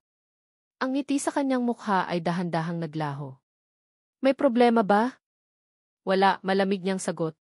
Napansin ko lang mukhang gumaan ang mga problema mo, no? Napakunot ang noo ni Lorena, naguguluhan sa kanyang sinabi. Ano nang ibig mong sabihin? Wala na kasing tumatawag sa'yo mula sa mga unknown number, patuloy niya, ang bawat salita ay may pahiwatig. Mukhang nabayaran na ang lahat ng dapat bayaran. Ang pagkalito sa mukha ni Lorena ay napalitan ng gulat at pagkatapos ay ng sakit. Naunawaan na nito. Ang lamig sa boses ni Calix, ang distansya, ang mga akusasyon na nakatago sa mga tanong. Calix, ano bang pinagsasabi mo? Sabi nito, ang boses ay nagsisimula ng manginig. Hindi niya kayang ipakita ang mga resibo. Ang paggawa noon ay parang pag-amin sa sarili niyang kahinaan. Kaya't pinili niya ang mas duwag na landas, ang manakit gamit ang mga salitang hindi direkta. Ang kanyang pagdududa, na pinalaki ng manipulasyon ng kanyang ina, ay naghahanap ng kumpirmasyon. At ang pagiging depensibo ni Lorena, para sa kanya, ay iyon na. Ang sakit sa puso niya ay naging galit sa sarili, isang galit na itinuon niya kay Lorena. Ang lahat ng pag-aalinlangan at pagkalito ay nagsama-sama sa isang tanong na brutal at walang awa, isang tanong na sisira sa lahat ng kanilang pinagsamahan. Tinitigan niya ito sa mata, ang kanyang sariling sakit ay nakabalat kayo bilang galit. Sabihin mo sa akin, Lorena. Totoo ba? Sabi niya, ang kanyang boses ay walang emosyon na lalong nagpatingkad sa kalupitan ng kanyang mga salita. Ginamit mo lang ba ako? Ang tanong ay tumama kay Lorena ng mas malakas pa sa isang sampal. Nakita ni Calix ang pagkabigla sa mga mata nito, ang dahan-dahang pagguho ng kanyang ekspresyon. Nakita niya ang puso nito na nadudurog sa harap niya. At sa sandaling iyon, alam niyang sila rin ay durog na. Ang tanong ni Calix ay hindi parang isang tanong. Ito ay parang isang hatol. Ginamit mo lang ba ako? Ang anim na salitang iyon ay tumago sa pandinig ni Lorena at dumiretso sa kanyang puso, kung saan ito sumabog na parang isang bombang pira-pirasong winasak ang lahat ng tiwalang unti-unti niyang itinayo. Sa isang iglap, ang hangin ay naubos sa kanyang baga. Ang init na dala ng pag-asang namumuo sa kanyang dibdib ay biglang nilamon ng isang nagielong lamig. Tinitigan niya si Calix. Ang lalaking nagligtas sa kanyang anak. Ang lalaking nagpatawa sa kanya sa perya. Ang lalaking halos halikan na niya sa gitna ng kanilang munting kusina. Ngayon, ang lalaking iyon ay nakatayo sa kanyang harapan, ang mga mata nito ay mata ng isang estranghero, isang huwes na nagbabasa ng kanyang sentensya. Ang unang naramdaman niya ay sakit. Isang matinding sakit na halos magpaluhod sa kanya. Ngunit ang sakit ay mabilis na nilamon ng isang pamilyar na damdamin, isang matandang kaibigan na laging nariyan para protektahan siya, ang galit. Ang galit na isinilang mula sa pagkakanulo ni Marco. Ang galit na bumuo sa mga pader na nakapalibot sa kanyang puso. At ngayon, ang mga pader na iyon, na sinimulang tibagi ni Calix, ay muling itinatayo, mas mataas at mas matibay kaysa dati. Hindi siya umiyak. Hindi siya nagpaliwanag. Ang pagmamakaawa ay para sa mga taong may pag-asa pang pakinggan. Kung kailangan mo pang magtanong, sabi niya, ang kanyang boses ay kalmado sa isang paraang nakakatakot. Walang panginginig. Walang emosyon. Isang patag na boses na nagmumula sa isang lugar na wasak na. Ibig sabihin, hindi mo ako kailanman pinagkatiwalaan. Tumingin siya sa mga mata nito at ang nakita niya ay pag-aalinlangan. Iyon lang ang kailangan niyang makita. Umalis ka na, utos niya, hindi na isang pakiusap. Itinuro niya ang pinto. Umalis ka na sa pamamahay ko. Nakita ni Lorena ang pagkabigla sa mukha ni Calix na para bang hindi nito inaasahan ang ganitong reaksyon. Marahil ay inaasahan nitong iiyak siya, magmamakaawa o magpapaliwanag. Ngunit wala na siyang maibibigay pa. Naubos na siya. Hindi na kumibo si Calix. Nagtagal pa ang tingin nito sa kanya ng ilang segundo na para bang naghahanap ng isang bagay na hindi na niya makita. Pagkatapos, tumalikod ito at lumabas. Ang pagsara ng pinto ay hindi malakas, ngunit ang tunog nito ay pinal at tiyak, parang pagsasara ng isang kabaong. Nang mawala na si Calix, doon lang bumigay ang kanyang mga tuhod. Napakapit siya sa pinakamalapit na mesa para hindi bumagsak. Ang hangin ay bumalik sa kanyang baga, ngunit kasama nito ang bigat ng buong mundo. Napayuko siya, ang kanyang buhok ay tumabon sa kanyang mukha. Walang luhang dumaloy. Pakiramdam niya ay tuyot na tuyot siya sa loob, isang disyertong walang katapusan. Ang mga sumunod na araw ay lumipas na parang isang malabong panaginip. Nagpatuloy siya sa pagbubukas ng tahanan. Nagpatuloy siya sa pagluluto. Nagpatuloy siya sa pagngiti sa kanyang anak. Ngunit lahat ay mekanikal. Ang kanyang katawan ay gumagalaw, ngunit ang kanyang kaluluwa ay nanatiling nakatayo sa lugar kung saan siya iniwan ni Calix, basag at hindi na mabuo. Isang hapon, habang nagliligpit siya ng mga pinagkainan, tumunog ang kanyang telepono. Isang numero na hindi pamilyar. Kinabahan siya, iniisip na isa na naman ito sa mga naniningil. Nanginginig niyang sinagot ito. Hello, good afternoon. Is this Idea Lorena Reyes? Tanong ng isang babae sa kabilang linya, ang boses ay propesyonal. Ako nga po, mahina niyang sagot. Ma'am, tumatawag po ako mula sa negatibo isa lending corporation. Gusto lang po naming i-confirm na ang inyong outstanding balance ay fully paid na po as of 2 days ago. Wala na po kayong anumang pagkakautang sa aming kumpanya. Natigilan si Lorena. Ano-ano nang sabi ninyo? Bayad na? Yes, ma'am. Bayad na po lahat. Thank you for your business po. Bago pa man siya makapagtanong kung sino ang nagbayad, ibinaba na ng babae ang tawag. Nanatili siyang nakatayo roon, ang telepono ay nakadikit pa rin sa kanyang tainga. Bayad na. Ang balita ay hindi nagdulot ng ginhawa. Nagdulot ito ng takot. Sino? Paano? At pagkatapos, na parang isang kidlat, ang lahat ay luminaw. Ang pagdating ni Elvira. Ang blanking tseke. Ang kanyang pagtanggi. At pagkatapos ang biglaang pagbabago ni Calix. Ang mga akusasyon nito. Ang mga tanong tungkol sa pera. Mukhang nabayaran na ang lahat ng dapat bayaran. Napahawak si Lorena sa kanyang bibig, isang tunog ng pagkaunawa at pangingilabot ang kumawala sa kanya. Isang napakatusong plano. Isang perpektong bitag. Binayaran ni Elvira ang kanyang utang, hindi para tulungan siya, kundi para gamitin itong ebidensya laban sa kanya. Ipininta siya bilang isang desperadang oportunista sa mata ng lalaking minamahal niya. At si Calix naniwala ito.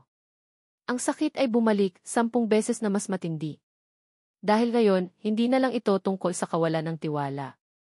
Ito ay tungkol sa isang kalkuladong paninira. Kinabukasan, ang katok na kanyang kinatatakutan ay dumating. Hindi ito isang tao.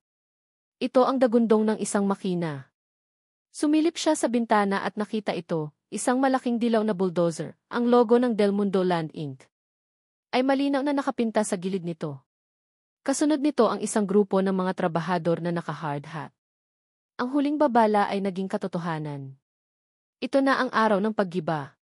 Mabilis niyang isinara at ikinandado ang pinto. Niyakap niya si Leo na nagsisimula ng umiyak dahil sa ingay.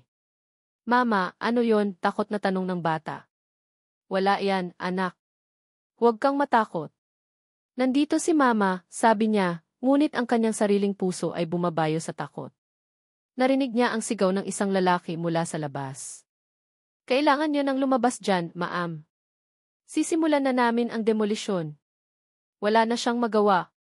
Ito na ang katapusan. Dahan-dahan, binuksan niya ang pinto. Hawak-hawak niya ng mahigpit ang kamay ni Leo.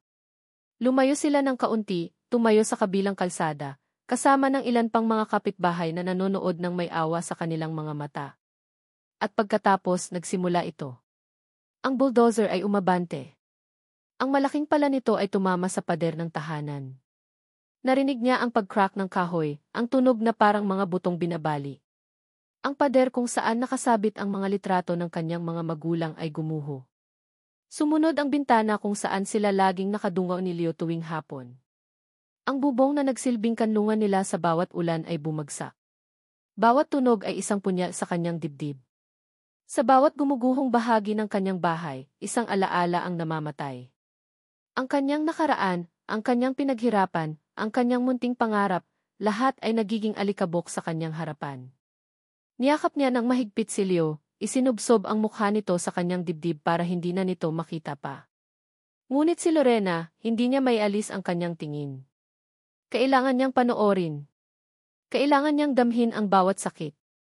Nang ang huling pader ay bumagsak at ang dating kinatatayuan ng tahanan ay isa na lamang tumpok ng mga basag na kahoy at semento, doon lang dumaloy ang mga luha ni Lorena. Tahimik. Walang ingay. Mga luhang hindi para sa nawalang gusali, kundi para sa nawalang tahanan, nawalang tiwala at nawalang pag-asa. Wala na. Nawala na ang lahat. Sa di kalayuan, nakatago sa loob ng kanyang kotse, pinapanood ni Calix ang lahat. Ang bawat pagguho ng pader ay parang isang suntok sa kanyang sikmura, puno ng pagsisisi at kasalanan.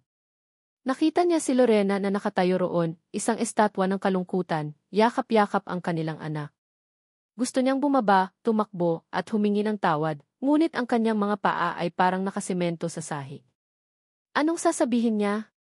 Anong magagawa pa niya? Biglang nag-vibrate ang kanyang cellphone. Isang text message. Mula sa kanyang ina. Binuksan niya ito. It's for the best, son. Ang mga salita ay hindi nagdulot ng ginhawa. Nagdulot ito ng isang nakakasukang pakiramdam na marahil, ang pinakamalaking pagkakamali sa kanyang buhay, ay hindi ang saktan si Lorena, kundi ang pagkatiwalaan ang sarili niyang ina. Ang katahimikan sa loob ng mansyon ay isang parusa. Walang maririnig kundi ang mahinang ugong ng air conditioner at ang malakas na pintig ng konsensya sa loob ng dibdib ni Calix. Kanina pa siya nakauwi mula sa lugar ng demolisyon, ngunit ang imahe ng pagguho ng tahanan ay nakatatak pa rin sa kanyang isipan na parang isang litratong hindi na mabubura. Ang bawat dagundong ng bulldozer ay parang suntok sa kanyang sikmura. Ang bawat piraso ng kahoy na bumagsak ay isang akusasyon. At si Lorena ang mukha nito. Ang blankong ekspresyon na mas masakit pa kaysa sa anumang sigaw o iyak. Isang mukha ng taong tuluyan ang nawala ng lahat. Kinuha niya ang kanyang cellphone at tiningnan muli ang text ng kanyang ina. It's for the best, son. Hindi. Mali. Pakiramdam niya ay may isang malaking mali. Ang ginhawang dapat sana ay maramdaman niya ay hindi dumating. Ang natira ay isang nakakabinging duda. Duda hindi kay Lorena, kundi sa mismong pundasyon ng lahat ng kanyang pinaniwalaan. Tumayo siya at nagsimulang maglakad-lakad sa loob ng malawak na bahay. Ang kanyang mga yapak ay umaalingaw sa mamahaling marmol na sahig. Ang bawat sulok ay perpekto, malinis at walang buhay. Napadaan siya sa sala, sa silid-aklatan, sa dining room na kayang magpakain ng 30 tao. Ngunit sa lahat ng ito, wala siyang naramdamang pagiging tahanan. Ang tanging tahanan na naramdaman niya sa loob ng maraming taon ay ang munting karinderya na ipinagiban niya kanina. Bigla, naaalala niya ang mga salita ng kanyang ina noong nagtatalo sila.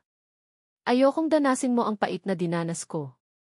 Nakita ko na ang ganitong mga pangyayari noon. Sa ama mo. Ang kanyang ama. Isang lalaking naaalala niya bilang isang tahimik, seryoso at malayo. Isang iginagalang na inhinyero, ngunit isang amang hindi niya kailanman naging malapit. Ano ang kinalaman nito sa lahat? Isang ideya ang pumasok sa kanyang isip. Isang desperadong paghahanap ng sagot. Nagtungo siya sa isang bahagi ng bahay na bihira na nilang puntahan, ang lumang study room ng kanyang ama. Hindi na ito halos nabubuksan mula nang ito'y mamatay. Pagpihit niya sa seradura, isang amoy ng alikabok at lumang papel ang sumalubong sa kanya. Ang lahat ay nakatakip ng puting tela na parang mga multo mula sa nakaraan. Inalis niya ang takip sa lamesa at ang alikabok ay lumipad sa hangin. Naroon pa rin ang mga gamit nito, ang mga lumang square, ang mga librong pang-inhinyero, isang lalagyan ng pluma. Wala siyang hinahanap na partikular. Nagbabakasakali lang siya. Binuksan niya ang mga drawer. Puro mga lumang kontrata, mga blueprint na naninilaw na. Walang personal.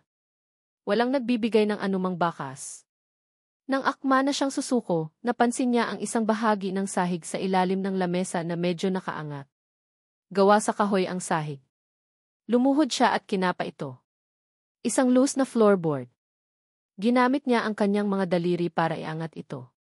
At doon, sa ilalim, nakita niya ito. Isang maliit na kahon na gawa sa kahoy, halos kasing laki lang ng isang libro. Simple lang ito, walang disenyo. Puno ito ng alikabok, halatang matagal nang nakatago. Dahan-dahan niyang inangat ang kahon. Ang puso niya ay kumakabog ng mabilis. Dinala niya ito sa lamesa at maingat na binuksan. Ang laman ay hindi mga alahas o pera. Ang laman ay mga alaala. Isang lumang quartz na relo na sira na. Isang panyo na may bordang inisyal na CA at sa tabi nito, Elena Villanueva at Ricardo Del Mundo. Ang pangalan ng kanyang ama. At sa ilalim ng panyo may dalawang bagay. Isang litrato at isang sobre na naninilaw na. Kinuha muna niya ang litrato. Ang kanyang ama. Pero ibang Ricardo Del Mundo ang nakita niya. Mas bata. Mas payat. At higit sa lahat, nakangiti. Isang ngiting totoo, malawak, at puno ng buhay. Isang ngiting hindi niya kailanman nakita sa personal. At ang kasama nito sa litrato hindi ang kanyang ina. Isang babae na may simpleng bestida at mahabang buhok na itinali lang ng simple. Ang kanyang mukha ay hindi kasing perpekto ng kay Elvira, ngunit ang kanyang ngiti ay totoo. Ang kanyang mga mata ay puno ng pagsinta habang nakatingin sa kanyang ama. Mukha siyang simple, mabait at masaya. Katabi sila ng isang maliit na bahay kubo sa probinsya. Siya siguro si Elena Villanueva. Pagkatapos, kinuha niya ang sobre. Nakasulat dito, para sa aking Elena. Hindi ito na ipadala. Nanginginig ang mga kamay ni Calix habang binubuksan niya ang liham. Elena, mahal ko. Patawad. 1,000 beses, patawad. Habang isinusulat ko ito, ang puso ko ay durog na durog, kasing durog ng pangako ko sa'yo. Pinili ko na, Elena. Pinili ko ang tungkulin. Pinili ko ang pangalan.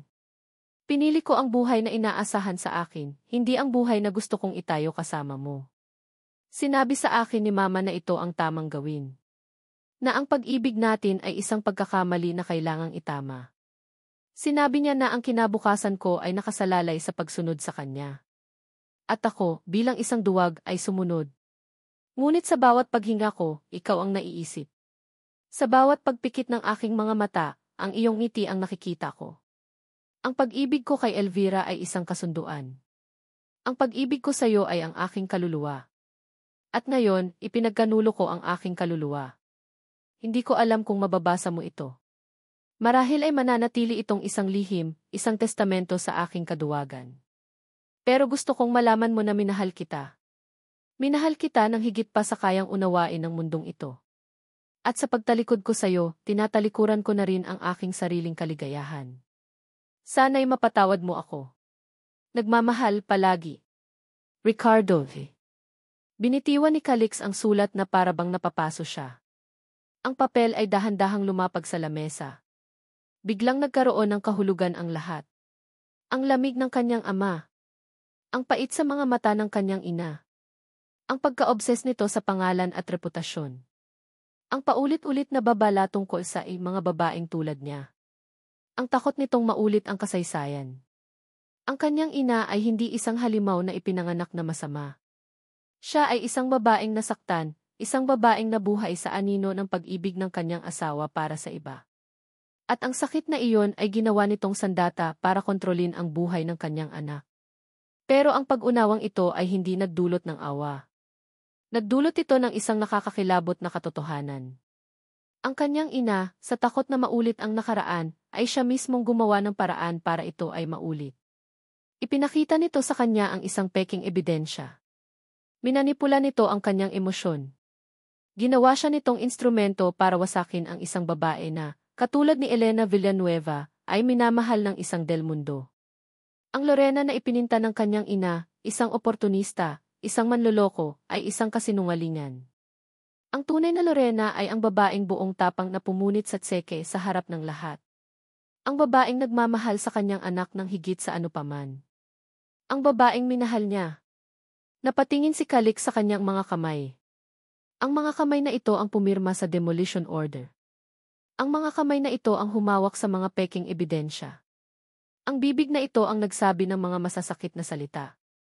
Hindi ang kanyang ina. Siya. Siya ang gumawa nito. Siya ang naging duwag, tulad ng kanyang ama. Isang nag-aalab na galit ang umakyat sa kanyang dibdib, galit sa kanyang ina, ngunit higit sa lahat, galit sa kanyang sarili. Kinuha niya ang litrato at ang sulat. Kailangan niyang harapin ang kanyang ina. Kailangan niyang marinig ang buong katotohanan mula mismo sa mga labi nito. At pagkatapos, kailangan niyang hanapin si Lorena. Kailangan niyang subukang ayusin ang isang bagay na marahil ay hindi na kailanman maaayos pa. Nagmamadali siyang lumabas ng silid, ang kanyang mga yapak ay hindi na nag-aalinlangan. Handa na siya para sa isang digmaan na matagal na niyang iniiwasan. Natagpuan ni Calix ang kanyang ina sa paborito nitong lugar, ang malawak na lanai na nakatanaw sa perpektong hardin. Nakaupo ito roon, humihigop ng tsaa, ang postura ay kasing tikas ng isang reyna sa kanyang trono. Ang paligid ay payapa, isang nakakabinging katahimikan na lalong nagpatingkad sa digmaang nag-aalab sa dibdib ni Calix. Ang bawat hakbang niya papalapit ay may bigat at katiyakan. Wala na ang pag-aalinlangan sa kanyang mga mata, napalitan ito ng isang malamig na apoy. Ang lumang litrato at ang sulat ay nasa kanyang kamay, ang bigat ng mga ito ay parang bigat ng mga kasinungalingan at mga pusong nawasak. Napansin ni Elvira ang kanyang pagdating. Umiti ito, isang iting kontento. Calix, anak. Mabutit nandito ka na. Naisip ko lang, marahil ay pwede na nating simulan ang pagpaplano para sa... Hindi na nito natapos ang sasabihin. Dahan-dahang inilapag ni Calix ang kupas na litrato sa mesang salamin sa pagitan nila. Ang tunog ng paglapag nito ay mahina, ngunit sa katahimikan ng lanai, ito'y parang isang putok ng baril. Ang ngiti ay dahan-dahang naglaho sa mukha ni Elvira. Ang kanyang mga mata ay nanlaki nang makita ang litrato. Ang kulay ay unti-unting umalis sa kanyang mukha. Ang kanyang mga labi ay bahagyang bumuka, ngunit walang salitang lumabas. Ang kanyang mga daliri ay nanginginig habang tinititigan ang imahe ng isang masayang Ricardo del Mundo, kasama ang isang babaeng hindi siya. Kilala niyo ba siya, ma? Tanong ni Calix. Ang kanyang boses ay hindi pa sigaw. Ito ay kalmado, kontrolado, at dahil doon, mas lalong tumagos ang talim nito. Sinubukan ni Elvira na bawiin ang kanyang composure. Isang basura mula sa nakaraan, sagot nito, ang boses ay naging matigas para itago ang panginginig. Wala siyang halaga. Walang halaga, ulit ni Calix, at sa pagkakataong ito, inilapag niya ang naninilaw na sulat sa ibabaw ng litrato. Kung wala siyang halaga, bakit isinulat ito ni Papa para sa kanya? Napatingin si Elvira sa sulat, at sa sandaling iyon, ang maskara niya ay tuluyan ng nabasag. Nakita ni Calix ang purong takot sa mga mata ng kanyang ina. Naiintindihan ko na ang lahat, patuloy ni Calix, ang boses ay hindi nagbabago. Naiintindihan ko na kung bakit ninyo siya kinasusuklaman. Kung bakit ninyo kinasusuklaman si Lorena. Dahil sa tuwing tinitingnan ninyo siya, ang nakikita ninyo ay si Elena. Ang babaeng tunay na minahal ni Papa. Tumigil ka, sigaw ni Elvira, ang kanyang boses ay basag na. Hindi ngayon ako magsasalita at kayo ang makikinig, mariing sabi ni Calix. Naiintindihan ko na ang takot ninyo. Ang sakit ng pakiramdam na hindi ikaw ang pinili. Ang pait ng mabuhay sa anino ng isang pag-ibig na hindi para sa'yo. Ang kanyang boses ay bahagyang lumambot. Naiintindihan ko na ang sakit na dinadala ninyo sa loob ng maraming taon. Ang pag-amin na iyon, ang pag-unawang iyon, ang siyang tuluyang nagpaguho kay Elvira. Ang reynang matigas at walang emosyon ay biglang nawala. Ang natira ay isang babaeng nasasaktan. Ang mga luha na matagal na niyang itinatago ay sunod-sunod na pumatak mula sa kanyang mga mata. Hindi na ito ang mga kalkuladong luha ng isang aktres, ito ang mga totoong luha ng isang pusong wasak. Binigay ko ang lahat sa kanya, humihikbing sabi ni Elvira. Ang pangalan ko, ang buhay ko pero hindi pa rin ako naging sapat. Lagi siyang may hinahanap na iba. Lagi akong pangalawa lang. Alam ko, ma, sabi ni Calix. Lumapit siya at umupo sa tabi nito. Isang galaw na hindi niya nagawa sa loob ng maraming taon. Kaya hindi ko hahayaang mangyari sa'yo iyon, patuloy ni Elvira, nakatingin sa kanya, ang mukha ay basang-basa ng luha. Ayokong maranasan mo ang sakit na iyon. Ginawa ko lang ang lahat para protektahan ka. Tumingin si Calix sa kanyang ina, at sa unang pagkakataon, nakita niya ito, hindi bilang isang kontrabida, kundi bilang isang biktima ng sarili nitong pait. Naramdaman niya ang awa. Ngunit alam niyang hindi sapat ang awa para itama ang mga pagkakamali. Dahan-dahan niyang hinawakan ang kamay nito. Pero sa sobrang takot ninyong maulit ang nakaraan, kayo mismo ang gumawa ng paraan para ito mangyari. Sinira ninyo ang tiwala ko. Ginawa ninyo akong kasangkapan para manakit ng isang inosenteng tao. Hinigpitan niya ang hawak sa kamay nito. Hindi ako si Papa, ma. At si Lorena ay hindi si Elena. Ang kwento namin ay sa amin. At sinira ninyo iyon. Bumitaw siya sa pagkakahawak at tumayo. Ang kanyang mukha ay puno ng isang bagong determinasyon. Isang determinasyon na hindi na mababali ng kahit kanino. Patawad, ma, sabi niya, ang kanyang boses ay buo na. Pero kailangan kong itama ang lahat. Kailangan kong subukang ayusin ang pinsalang ginawa ko. Kailangan kong bawiin si Lorena. Tumalikod siya at nagsimulang maglakad palayo. Iniwan ang kanyang ina na umiiyak sa gitna ng kanyang perpektong hardin, isang reynang nawalan ng kaharian. Habang nagmamaneho si Calix palayo sa mansyon, isang pakiramdam ng kalayaan ang bumalot sa kanya. Ngunit kasabay nito ang isang matinding pangangailangan na makita si Lorena. Kailangan niyang magpaliwanag. Kailangan niyang humingi ng tawad. Dinyal niya ang numero ni Lorena, ngunit ang tanging sumagot ay isang recorded na boses. The number you have dialed is currently not in service. Mas lalo siyang kinabahan. Pinaharurot niya ang sasakyan, pabalik sa lugar kung saan dating nakatayo ang tahanan. Umaasa siyang makikita niya ito sa mga kapitbahay, marahil ay nakikituloy. Pagdating niya, ang lugar ay isa na lamang bakanting lot na puno ng mga durog na bato. Nakita niya si Aling Nena na nagwawali sa tapat ng bahay nito. Mabilis siyang bumaba. Aling Nena, tawag niya. Napatingin sa kanya ang matanda, ang mukha ay walang ekspresyon. Nasaan po si Lorena? Nakita niyo po ba siya? Desperado niyang tanong. Umiling si Aling Nena, ang mga mata ay puno ng awa at kaunting paninisi. Umalis na sila, iho, mahina nitong sabi. Kahapon pa, matapos ang demolisyon. Dala ang mga damit nila at si Leo. Nagpunta daw sa probinsya. Hindi namin alam kung saan. Ang mga salita ay parang isang malaking bato na bumagsak sa dibdib ni Calix. Nawala. Naglaho na parang bula. Bumalik siya sa kanyang kotse, ang kanyang isip ay blanko. Kinuha niya ang kanyang cellphone at sinimulang tawagan ang lahat ng posibleng kakilala niya na maaaring may alam. Ang kanyang mga kamay ay nanginginig habang nagdadayal, ngunit bawat tawag ay nagtatapos sa parehong sagot, pasensya na, Calix, pero hindi namin alam. Ang pag-asa ay unti-unting naubos, napapalitan ng isang lumalaking panik. Huli na ba ang lahat? Ang hangin sa Batangas ay may dalang alat at pangako.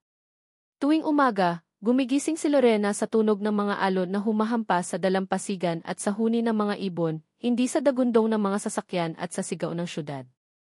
Isang linggo na silang narito ni Leo, nakikituloy sa isang malayong kamag-anak ng kanyang ina, si Tia Elena, isang mabait na biyuda na ang tanging kasama ay ang mga alaga nitong manok.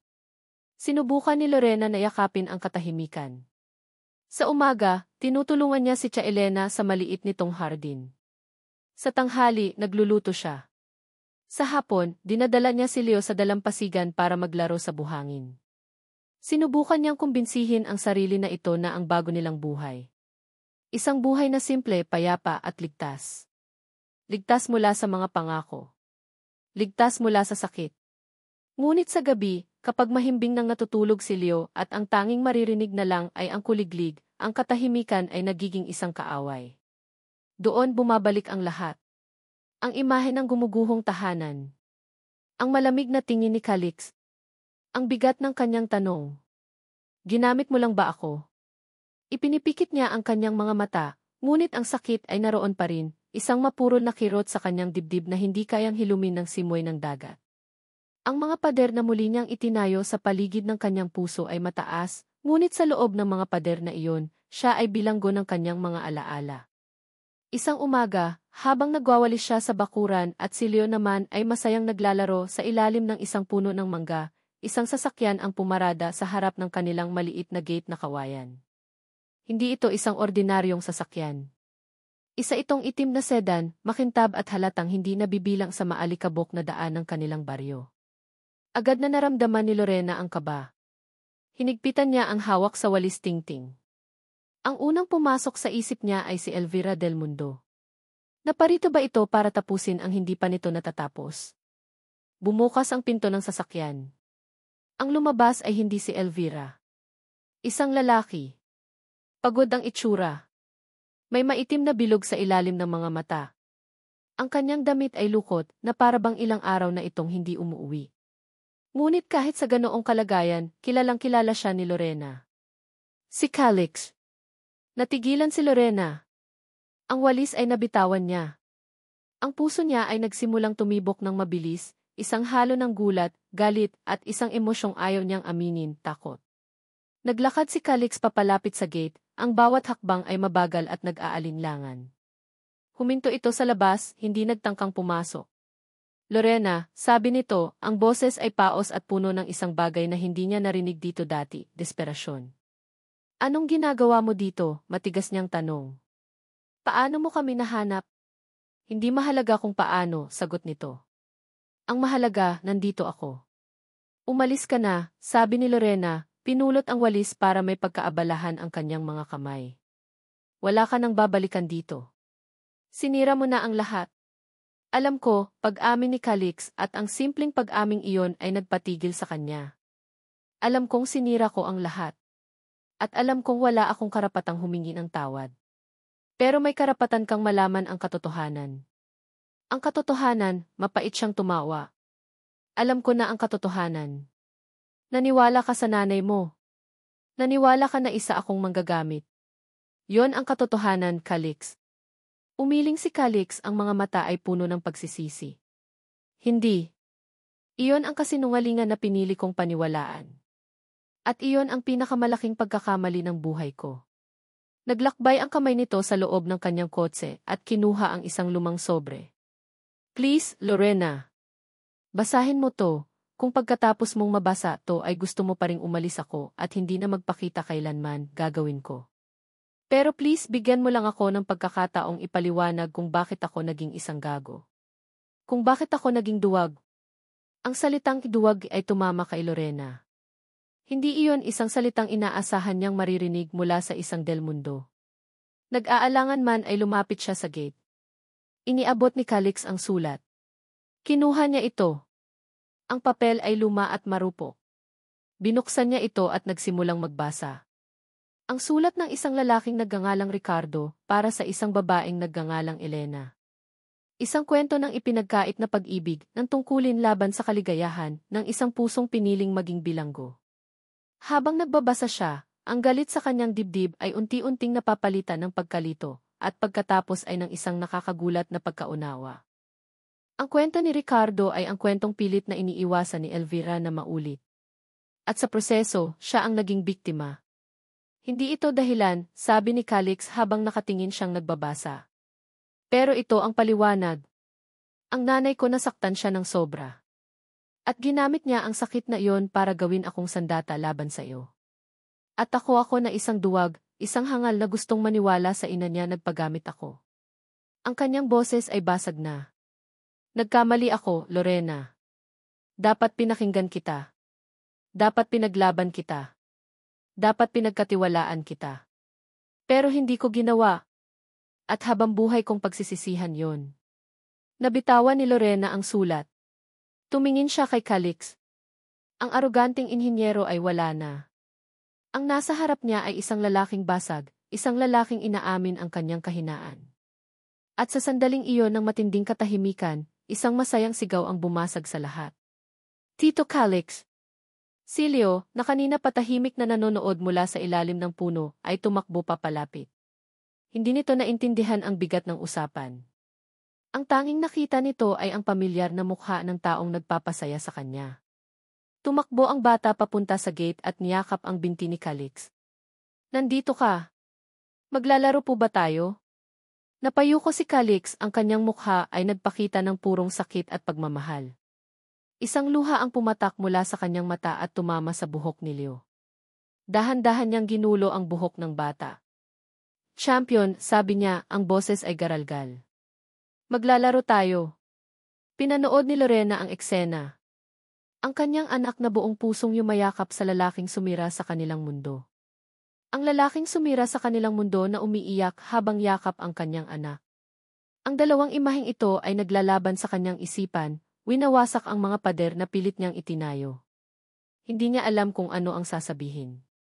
Hindi niya alam kung ano ang mararamdaman. Ang galit ay naroon pa rin, isang baga na hindi pa tuluyang namamatay. Ngunit kasama nito, may isang bagong usbong, isang maliit na binhi ng pagkaunawa, at isang bagay na mas mapanganib pa, ang pag-asa. Pumasok ka muna, sabi niya, ang kanyang boses ay mahina, halos pabulong. Nagulat kahit siya sa sarili niyang mga salita. Napatingala si Calix, ang mukha ay puno ng gulat at hindi makapaniwala. Hindi ko sinasabing pinapatawad na kita. Mabilis niyang dagdag na para bang binabawi ang kanyang sinabi. Hindi ko sinasabing okay na ang lahat. Huminga siya ng malalim. Tumingin siya sa kanyang anak na masayang nakakapit pa rin kay Calix. Tumingin siya kay Calix na nakatingin sa kanya na para bang siya ang buong mundo. Ang sabi ko lang, paglilinaw niya, dito ka muna mag-umagahan. Hindi iyon isang pagpapatawad. Hindi iyon isang pangako. Ngunit para kay Calix, ang alok ng isang tasang kape at isang almusal sa isang maliit na bahay sa probinsya ay mas mahalaga pa kaysa sa lahat ng kayamanan ng mga Del Mundo. Iyon ang unang sinag ng araw pagkatapos ng isang napakahabang gabi. Makalipas ang 6 na buwan, ang hangin sa Tagaytay ay hindi na nagdadala ng alaala ng pagguho, kundi ng amoy ng bagong pintura at bagong pag-asa. Sa parehong lot kung saan dating nakatayo ang lumang karinderya, isang bagong istruktura ang itinayo. Mas malaki ito ng kaunti, mas matibay at mas maliwanag. Gawa sa pinaghalong kahoy at salamin ang harapan nito, na nagbibigay daan sa sikat ng araw na pumasok. Ang mga bintana ay malalapad. Ang kusina ay moderno. Ngunit ang pangalan sa itaas, na nakaukit sa isang magandang piraso ng kahoy, ay pareho pa rin, tahanan. Sa loob, ang ingay ay mas masaya kaysa dati. Ang mga customer ay dumoble, hindi lang ang mga dati nilang suki, kundi pati na rin ang mga bagong mukha na na-curious sa kwento ng lugar. Si Lorena ay nasa likod ng counter, ang kanyang mga galaw ay mabilis at sanay. Ngunit ngayon, ang ngiti sa kanyang mga labi ay hindi napilit. Ito ay totoo, umaabot hanggang sa kanyang mga mata. Sa tuwing titingnan niya ang paligid, hindi na sakit ang kanyang nararamdaman, kundi pasasalamat. 2 order ng adobo, padating na, sigaw niya. Copy, boss, sagot ng isang pamilyar na boses mula sa kusina. Sumilip si Lorena sa maliit na bintana na nag-ugnay sa dining area at sa kusina. Nakita niya si Calix, suot ang isang puting apron na may maliit na mansa ng toyo, abala sa pag-aasikaso ng mga order. Ang dating chief engineer ay isa na ngayong part-time na tagahugas ng plato at tagahiwa ng sibuyas. Hindi naging madali ang mga nagdaang buwan. Ang pagpapatawad ay hindi isang pinto na bigla na lang binubuksan, ito ay isang mahabang hagdan na inaakyat ng dahan-dahan, baitang-baitang. Pagkatapos ng araw na iyon sa Batangas, hindi na umalis si Calix. Bumili siya ng isang maliit na bahay malapit sa kanila at ginugol ang bawat araw sa panunuyo, hindi sa pamamagitan ng mga mamahaling regalo, kundi sa pamamagitan ng mga gawa. Siya ang nag-aayos ng sirang bubong ni Tia Elena. Siya ang kasama ni Leo na magpalipad ng saranggola. Siya ang tahimik na nakaupo sa isang tabi, naghihintay habang pinoproseso ni Lorena ang lahat. Nagsimula siyang mag-drawing. Sa gabi, ipinapakita niya kay Lorena ang mga plano. Hindi para sa isang luxury condo, kundi para sa isang bagong tahanan. Isang tahanan na siya mismo ang nagdisenyo, isang proyektong pinondohan niya mula sa sarili niyang ipon, hindi mula sa pera ng mga Del Mundo. Ang pagtatayo ng bagong tahanan ay naging simbolo ng kanilang paghilom. Bawat pader na itinayo ay isang sirang tiwala na binubuo. Bawat pako na ipinukpok ay isang sakit na dahan-dahang nawawala. Ngayon, sa araw ng grand opening, ang lahat ng kanilang pinaghirapan ay nagbunga. Sa gitna ng kasiyahan, isang pamilyar na itim na sasakyan ang huminto sa labas. Bumukas ang pinto at lumabas si Elvira Del Mundo. Ang ingay sa loob ng tahanan ay bahagyang humina. Lahat ng mata ay napunta sa kanya. Ngunit ngayon, iba na ang dating ni Elvira. Wala na ang mapagmataas na tindig. Ang kanyang damit ay simple lang. Ang kanyang mukha ay may mga linya ng pagod at pagsisisi. Lumabas si Calix mula sa kusina at tumayo sa tabi ni Lorena. Hindi niya hinawakan ang kamay nito, ngunit ang presensya niya ay sapat na. Naglakad si Elvira papasok. Hindi ito tumingin kay Calix o kay Lorena. Ang kanyang mga mata ay nakatuon sa isang maliit na batang naglalaro sa isang sulok. Si Leo. Dahan-dahan siyang lumapit sa bata. Lumuhod siya. Isang galaw na tila napakahirap para sa kanya. Mula sa kanyang handbag, kinuha niya ang isang maliit na kahon. Inabot niya ito kay Leo. Para sa'yo, apo, sabi niya, ang kanyang boses ay mahina at nanginginig. Binuksan ni Leo ang kahon. Ang laman ay isang magandang laruang kotse na kulay asul. Umiti ang bata. Salamat po, Lola. Ang salitang ti Lola ay tila isang susi na nagbukas sa huling harang sa puso ni Elvira. Isang butil ng luha ang pumatak sa kanyang pisngi. Ngumiti siya pabalik kay Leo, isang totoong ngiti, marahil ang una sa loob ng maraming taon. Tumayo siya at tumingin kina Calix at Lorena. Walang sinabi. Isang tango lang na puno ng kahulugan, isang paghingi ng tawad, isang pagtanggap, isang pagsuko. Pagkatapos, tumalikod na ito at umalis. Ang hakbang na iyon ay hindi ang katapusan ng kanilang mga problema, ngunit ito ay isang simula. Isang simula ng posibleng paghilom para sa kanilang lahat. Nang gabing iyon, matapos umalis ang huling customer at malinis na ang buong kainan, sina Calix at Lorena na lang ang naiwan. Tumayo sila sa labas, sa ilalim ng sign na tahanan, pinapanood ang mga bituin sa kalangitan ng Tagaytay. Salamat Calix, sabi ni Lorena, binabasag ang katahimikan. Para sa lahat. Ako ang dapat magpasalamat, Lorena, sagot ni Calix. Dahil binigyan mo ako ng pangalawang pagkakataon. Dahil tinuruan mo ako kung ano ang tunay na kahulugan ng tahanan. Humarap siya rito. Kinuha niya ang kamay ni Lorena, at sa pagkakataong ito, hindi ito bumitaw. Hindi ko maipapangakong magiging perpekto ang lahat, sabi niya, ang kanyang mga mata ay seryoso at puno ng katapatan. Magkakaroon pa rin ng mga pagsubok. Magkakamali pa rin ako. Pero ipinapangako kong haharapin natin ang lahat ng magkasama. Tumingin si Lorena sa kanilang magkahawak na kamay at pagkatapos ay sa mga mata ni Calix. Wala na ang takot. Wala na ang pagdududa. Ang naroon na lang ay isang pag-ibig na sinubok ng apoy, isang pag-ibig na mas matibay dahil sa mga bitak at pilat na pinagdaanan nito. Dahan-dahan siyang tumingkayad at hinalikan ito sa labi. Isang halik na hindi nag-aalab sa pagnanasa, kundi puno ng kapayapaan. Isang halik na nagsasabing, nandito na ako. Umuwi na ako. Nang maghiwalay ang kanilang mga labi, ipinatong ni Lorena ang kanyang ulo sa balikat ni Calix. Magkasama nilang pinagmasdan ang kanilang bagong tahanan, ang mga ilaw nito ay mainit at nag-aanyaya. Hindi na nila kailangan ng maraming salita.